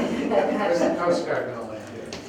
Yeah, that sounds good. I just didn't know where we had to get permission, I was just, It's already given. Well, let's do that, something we discussed it, I think. Mr. Will? Ready to talk dinghies? Ready to talk things? So the Waterfront Safety Committee is implementing our voluntary dinghy, small watercraft registration process. The appropriate form and stickers are available here at the village office. Forms are available on baysidemaine.com. They're available at the yacht club, and Jim Coughlin has them as well. And Jim can actually, he has the forms and also has stickers. So you pay by check, you can also pay through Jim Coughlin. Gordon, as the wharf master, has deputized Jim Coughlin, Bill Haverty, and Craig Brigham to help down at the wharf. Be the muscle. To be the muscle to implement the regulations. We, on June 15th through September 15th, we will be enforcing the regulations. They've started the process of moving some dinghies that have just been there full of water for 3 weeks out to the the outer float, which is out there and working well. I have two things. I'd like the overseers to entertain a motion to accept a gift from the yacht club of a Walker Bay rowboat, which will be the public use rowboat to get people out to their boats or out to the outer float. The plan is the yacht club will have a motorized boat that yacht club members can use, but as a village, we need a public use boat that would be owned by the village and would be on our insurance policy. So, So if that's a motion, I'll second it. okay, that is a motion. Discussion? This is a must-have, or? Yes. Or this is just the nice Well, but we can't really say to people, we would prefer you use the outer float because there's no way to get to the outer float. Oh, okay. Oh, it's to get to the outer Yeah, float. so this allows us to have a public use rowboat that if my dinghy's at the outer float, I can row out, get my dinghy in there. But not to use as their dinghy to get to their. Yeah, that's a good distinction that Mickey's pointing out, is the goal is not, this is not, someone can use it and put it on their mooring, Instead and of use their having a boat and dinghy. come back for it. No. They'd have to bring it back. No, they have to bring it back. They could go You could- directly out to their boat, tie it to the base of their boat, go to the dock to pick up their riders, drop off the boat there. So it's a short-term use boat. Correct. Is it, or is it only to get back and forth to the outflow? That's the question, I guess, is what Mickey's. Well, I got it on Mickey. My personal view is it ought not to make a difference where they take it, as long as they take it right back. Yeah, I think the important thing is they understand that it is just to get to the outfloat or to get to their boat and bring it right back. But some of the, I can see problems if they're taking it out to their boat, because then they gotta like undo all their stuff. I mean, I've done my fair amount of boating, then they gotta do this, and then they gotta pull this out, and then they gotta get it all, I mean, they can have that thing out there for an Well, okay, hour. all right, we got two issues. Okay. One issue is, would we like to accept the gift of a rowboat from the yacht club? You want a free boat? Do you want a free boat? Yes. Yes or no? And then the other issue is, how do we regulate the use of the Right. free You have boat? to put a set of rules on the stern of the boat, you know. is And the it- Waterfront Safety Committee will take that up. We'll And figure we've out. got the heavies to enforce it. That's fine, I just throwing that out No, there. it's a good question. My question is, can we afford the free boat? In terms of insuring it. Yeah, it's one more item that we'd be putting onto our insurance application. I think that in the short term, it will add to our insurance for next year. And we'll know what that is, but for now, it's not gonna change the premiums for this year because they assure us as to everything with some sense as to what we own. Next year, we'll have to broaden our application. They may tell us it costs us $50 more on our premiums. Any further discussion on this offer to accept the free vote? Hearing none, all in favor? That's unanimous. And then, and this is just, I need some guidance.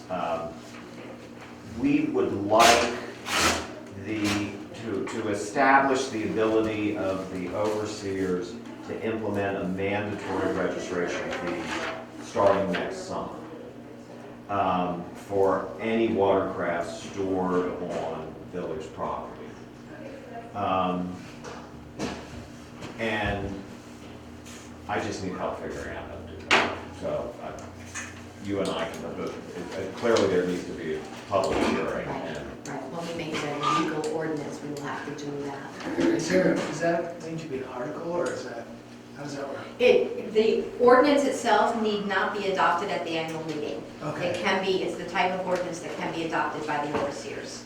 But you still need the public notice of whatever, of the public hearing, in the same way. So think of your zoning in that instance. Right. You have to present a draft, you have to solicit comments on it, and then, once you incorporate those comments, distribute it again, and the overseers can vote on the incorporated comments, Yeah. the rejected comments, or the or the old thing that they had. And is this something we should, oh, go ahead. At one time, we had talked about anytime we were gonna raise money, we had to do it.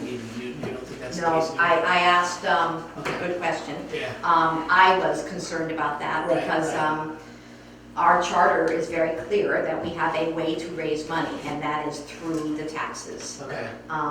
And so I went to the municipal people who I work with and said, well, how do you guys do fees? You do fees, your charters say the same thing. And they said, as long as it's in an ordinance, you have the right to do it. Oh, okay, great, awesome. So we don't, so there's no like, it's gotta be August timeframe, it can be whenever. Well, so that's my follow-up. So when do we do this? Well, I think that you will want to do it so that it's implemented by next June 15th, right? Correct. So you would be wise to have the draft ordinance presented to the people. You have a lot on your plate again. You can shoot for Columbus Day if you're gonna get maximum participation, or you shoot for Memorial Day. Okay. Right. But it doesn't have to happen this summer. No, not if you're doing it for next June 15th. I mean, is this a registration for storage of your vessel or use of the facilities with your vessel? I mean, if I take my kayak and I drag it up to my house, do I need to have a permit?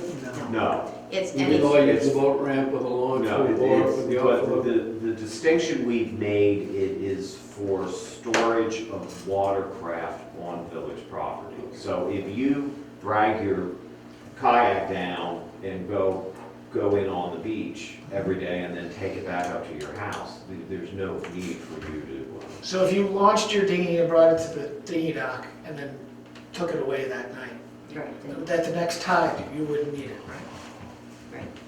Yeah. I mean, at one point, you guys were talking in terms of a length of time of storage or something. I don't know where you've come to that conversation, but you've been so thoughtful in it that you'll make sure it's a defined term. Exactly. I'm not sure we know what that is yet. Right. I'm concerned about the renters who come in for a week, maybe, bring their kayaks. I'd hate to see them have to pay a season fee of $100 or something in order to leave their kayak on the beach. That's a really good question. What's a good, or they could The keep house- their kayak at the house. And Or the landlord can pay the fee, and maybe it's a sticker that is left at the cottage for their renters. It's a good point though, because what happens, say, you know, third week in July, who's policing? So that if I rented and I had, how would you know? Well, so let's take a step back. So this is about dealing with the overcrowdedness of watercraft on village property. So, you know, the only way for us to ultimately get our arms around that and to actually start to be able to enforce things is to have some sort of a registration process. So we know who owns what, and either you're registered or you're not. You know, I think the renters pose an interesting dilemma, because you have somebody that comes for a week, and how do they know they have to register their kayak before this? So that we're gonna have to deal with signage and things like that. One of the reasons the committee wanted a little more time before we put all of this in process was to see how it was going to work this summer. So some of those things we're just going to have to work out. And this summer, we're kind of learning. Which militates in favor of the final draft really being presented Memorial Day weekend, Yeah. because you won't have a database Well, that's why it was to important evaluate. to find out if it had to be done this summer, because Yeah. we didn't want to do it this summer. We just don't Yeah. know. Right. I mean, There's a and it very- gives us the chance this summer to figure out what do we do about the renters Right. and their kayaks and their boats. I mean, I just to that point, this isn't airtight, but one way to think about it is that the landlord pays a season fee for all their renters, assuming that, you know, It's one or two boats, let's say, or, I don't know, how you think. Yeah, that's what I was just saying. Yeah. Is it a transferable Yeah. permit within the household? Yeah, right, so. Vicki? And I was just saying, when I've had company, I don't have a kayak, but I have rented from up the road there, and they come down, they're great, they come down, they drop them right where all Sure the do. things are, so you might want to, There's a lot of Yeah. discussion about that in the Yeah. committee, because sometimes they drop one, sometimes they drop many. You're right. The question is, are they just dumping kayaks with the notion that maybe somebody is going to rent my house and want it, as opposed to. no, in my experience has been when you go and you make arrangements for, your guests and they, what days they want it, and they say, okay, we'll drop it off such and such morning, I don't think they're just dumping, but I'm not, that's been my Right. experience with them. Another layer then is to consider whether you have a commercial permit And we've versus talked a about- household. and For we're- instance, apartment houses pay a different level for trash removal Well, than a household does. And part of this is communicating with the commercial entities that rent kayaks to get them to understand our newly adopted waterfront Right.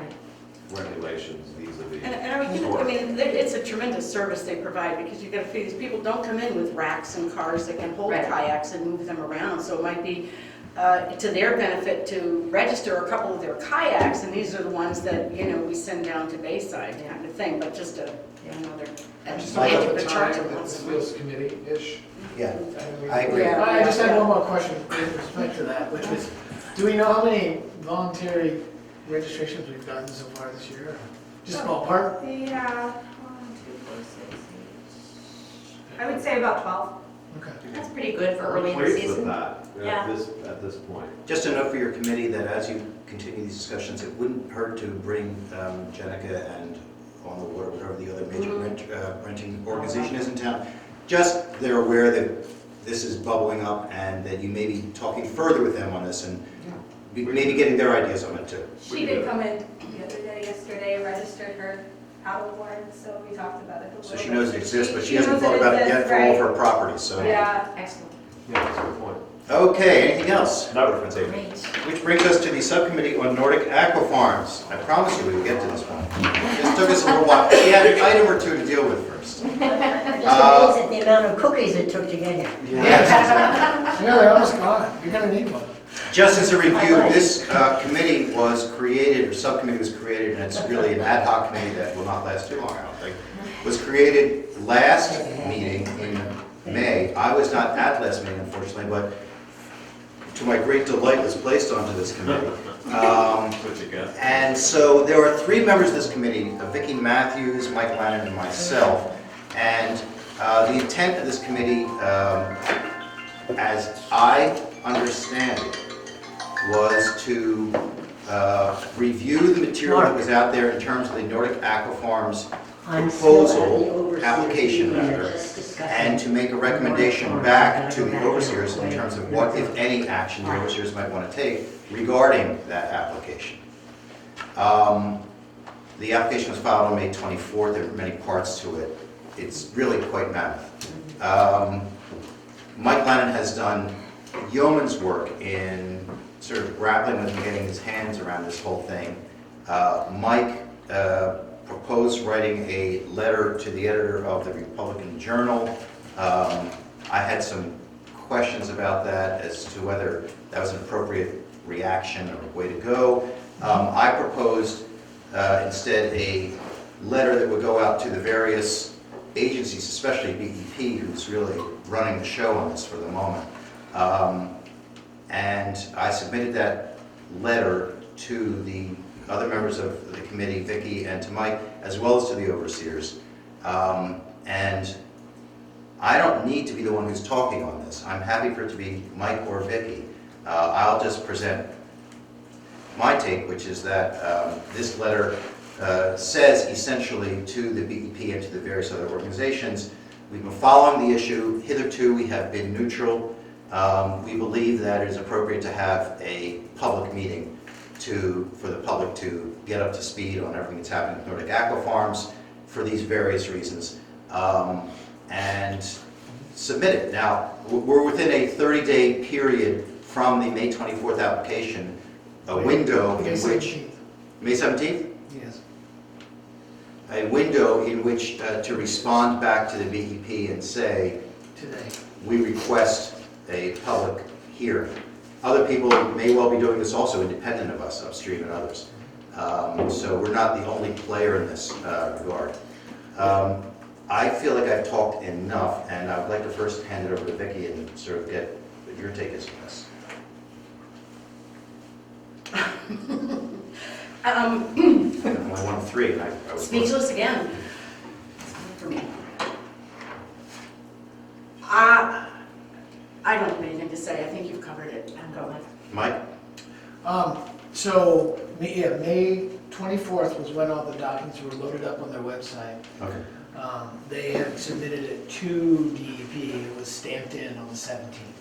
So the official 30-day window is really to propose the BEEP meeting. That is already being done. They're having a formal meeting in a few days, the 20th of June.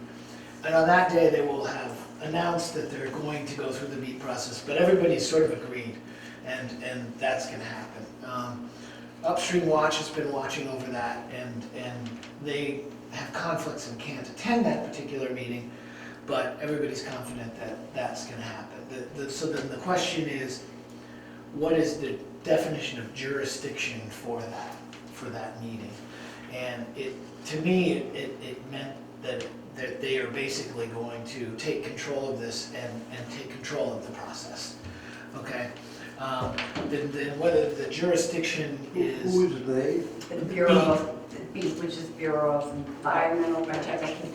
It's the one that evaluates in the context of the effluent, essentially, as Right. opposed to DEP, which has the broader jurisdiction. Yes, and so BEEP is actually, they're going to look at all the permits together. So on the 24th, they submitted their NRPA, their SLOTA, and their a TRI supplement information. And so there's been a lot of discussion about TRI, okay, which is the title, right, and interest. And there are two opinions on that. One is that they do not have ownership from the high tide mark down, and Upstream has information that suggests that. And then Nordic has suggested that they've obtained releases from the people that owned it before that says now they do have right to that. So there's enough muddying of the water there where environmental people are not going to decide land court issues. So they're going to approve that to move forward, not because it's the right, they have their TRI, but there's not enough information for them to suggest that they don't. And a lot of people have different opinions on that, and we're not here to talk about that today. But the point is that the permits are going to move forward, and they are moving forward. And the comments to the permits are accepted anytime up until when they go ahead. No. Oh, yeah. I want to hear the rest. The comments to the permits are accepted anytime up until the permits are issued. In theory, if you get comments in the first 30 days, they quote have to respond to them, but realistically, it doesn't really matter. Right. So we still have time to respond to this. Now, rather than getting into it deep, let me just say that this is the biggest fish farm of this size ever proposed, okay? This technology has never been proven at this level. They've done it in small little increments, and they keep saying if we package it together, this is what it's gonna be. The problem is that the level of detail, as I see in their permit applications, are what you would put in for something that's maybe 1/10 the size of this. The amount of additional conditions you need on something of this size, I just use one example to not bog down the meeting. But for example, they have not stated what their fish food is going to be. If the facility was very, very small, we wouldn't care. But because of the size, even if you're meeting the FDA standards of mercury in bluefish fish meal that they're feeding to them, the fact that that mercury is coming out in one location in our bay at, a fraction of a ton a day in one place, we have a bioaccumulation concern That's an issue that is a large-scale issue that they're not addressing at all. Those are the type of things that we should be concerned about as a village. And I don't know the right way for us to approach that, but we definitely should have some concern there. And that's really all I'm So you're sort of advocating that we send them a letter that says our answer is not no, it's hell no. No, I didn't he's say not that at saying all. that at all. Oh, No. I think you are. No, actually, I went in and talked to them about it, this exact thing on Friday. And I said to them, if you were biting this off, and you keep saying, trust us, we're gonna do the right thing. Well, then bite it off in smaller increments where you have to go back and get the next stage. And that's maybe something that would be more palatable to people, but But why is this of interest to this body? Because we represent 320 households. Yeah, but 320 households are against cancer. We're not doing anything against cancer. We would. Okay. We would if someone was presenting a cancer treatment center in that same location. We would still be looking at the impacts on the environment of the cancer treatment center because those discharge mercury into the air, those discharge. We would be looking at those things. Now, if I can, sorry. Go right ahead. Mike's absolutely right. There was, and as I said earlier today, I know it's been very frustrating for the villagers to feel as though we're not being thoughtful here and not doing concrete information, but we felt it would add credibility to our analysis if there was something to analyze. And here, the application has finally dropped, and the important thing about the subcommittee is they had the nimble ability to read it, where we only meet once a month and we would not have been as nimble. So I'm so grateful that 3 of you were able to do that, and particularly for the dogged, detailed look you went. It's not at all surprising that Nordic's application would be glossy. It would not at all be expected to have all the exceptions to the rule. They're advocating for the rule. What we have to do within 30 days of the drop of the application, so that's tomorrow, is tell BEP, we've read it, we think there are some things here that require a public hearing. And you have to now say, because I'm opposed to it, or because I'm against, or because I'm for it, but you have to say, I want to hear what is going to be said further about this in a public proceeding. In other words, prove your case. Your glossy application isn't enough to satisfy me. And you have to say why you have standing to do that. This draft letter that the committee, I understand 2 to 1, supports says precisely that. It says, I care about this, I've read your application, and these are the things that are not sufficiently explored. The quality of the water, the impact of the assumptions that you make in your glossy application might not anticipate the things we worry about. What's the impact of severe water, or severe weather on this? What's the impact of the changing environment? What's the impact on our mooring field?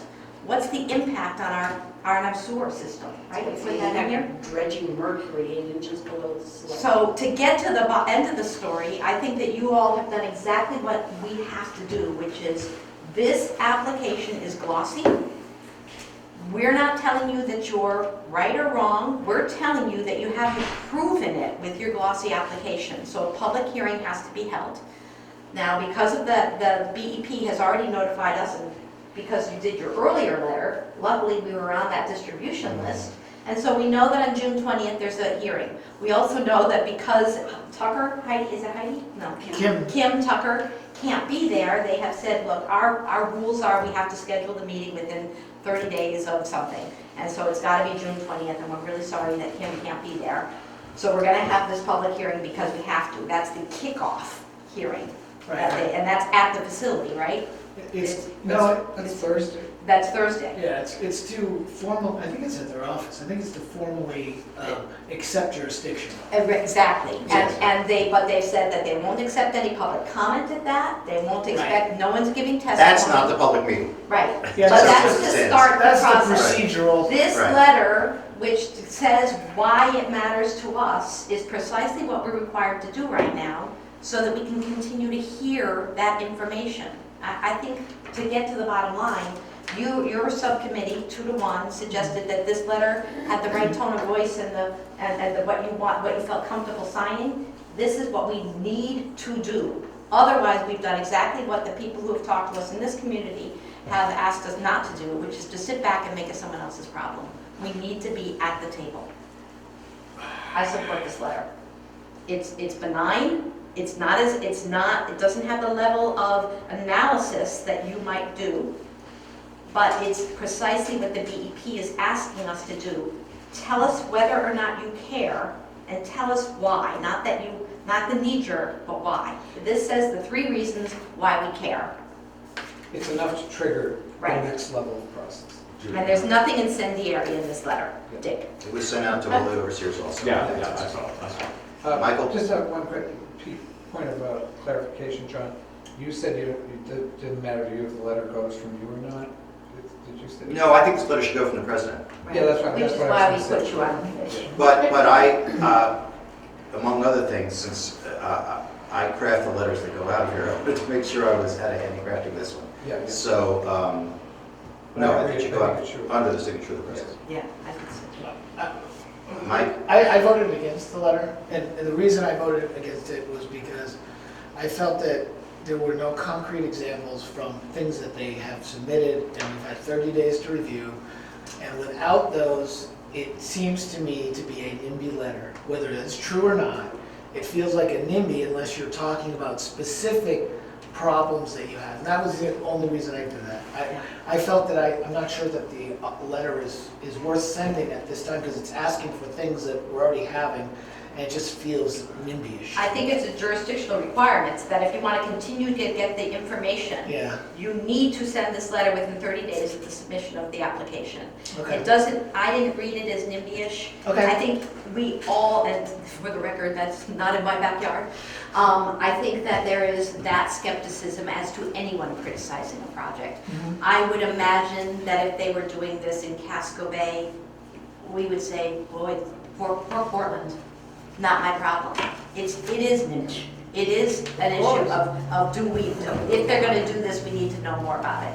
I don't think this letter is narrow to just, I don't like this. It's, I don't like this right now, or rather, I don't know if I like this because you haven't told us everything you're supposed to tell us. I This think that's- letter says that a public meeting gives Nordic Aqua Farms the opportunity to present, either in greater detail or greater, but whatever, the application. It may be that out of that public meeting, people walk away saying, okay, I get it.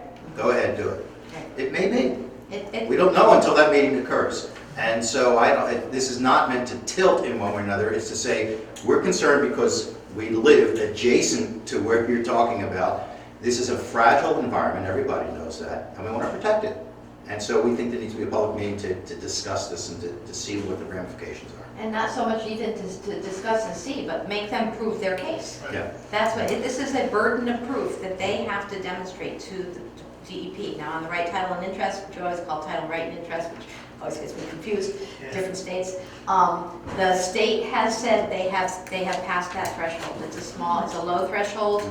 That is an element that upstream is gonna have to put in their appeal for when this ultimately passes, because I've looked at the title work. I don't think they have right title and interest, but I wasn't on the DEP, so. Right.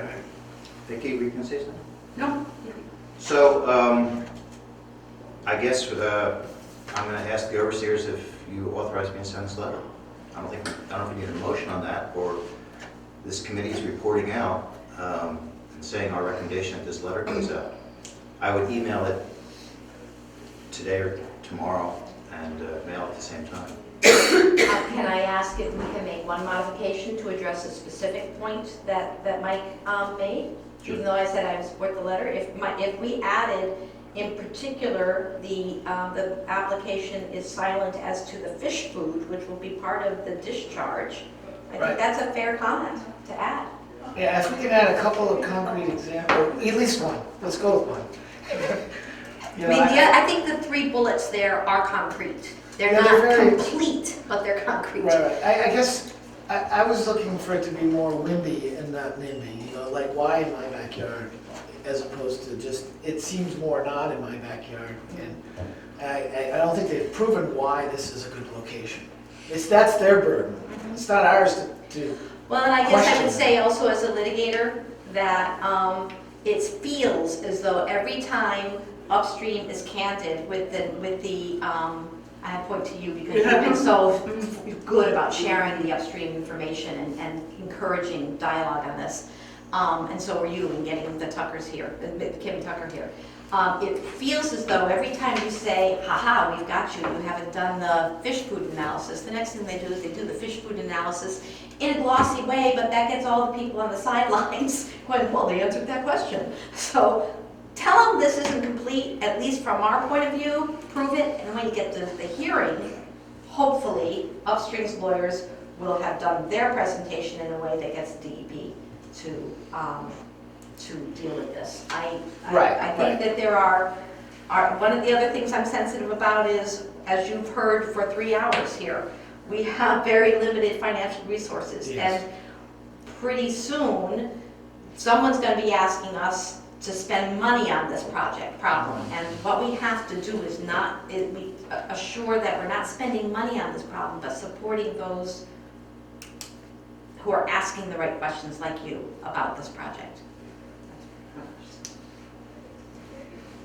Well, Let's put it to, I will make a motion to go ahead and sign the letter with the addition and make it official.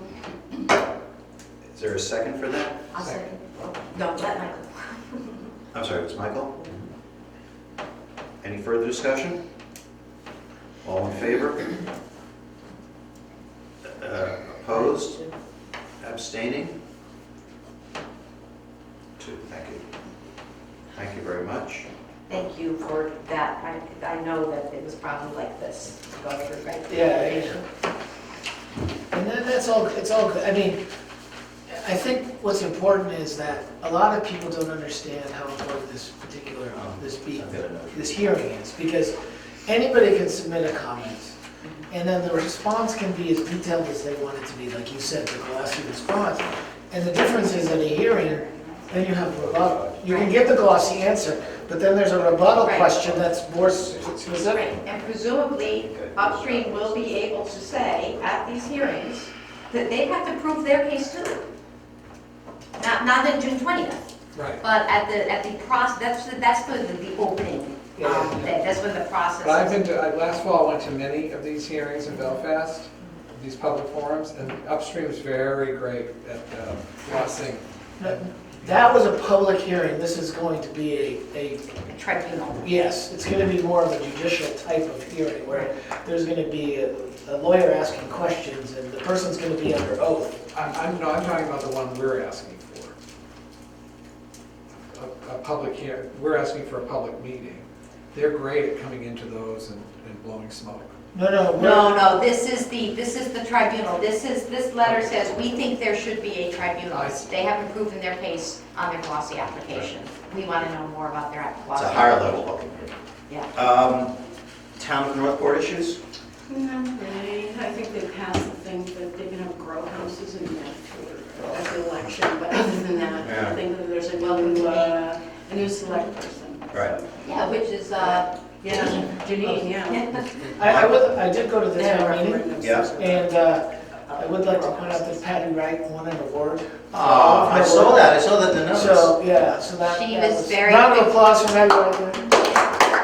That's great work. And she's then, very quick to say that the food pantry volunteers won the award, Okay. and that if it weren't for the people, boots on the ground, like Irene in particular, it would not have functioned as well. So so thank you so much Right. for saying that, and she was, it's not Patty Wright, it's the food pantry. okay, fair enough. And then- But I think it's Patty Wright. One other thing, which is of note to us, was almost the entire slate was voted on almost unanimously. It was very quick, to the point where the moderator asked Aaron Herbig if everything in Augusta happens this easily.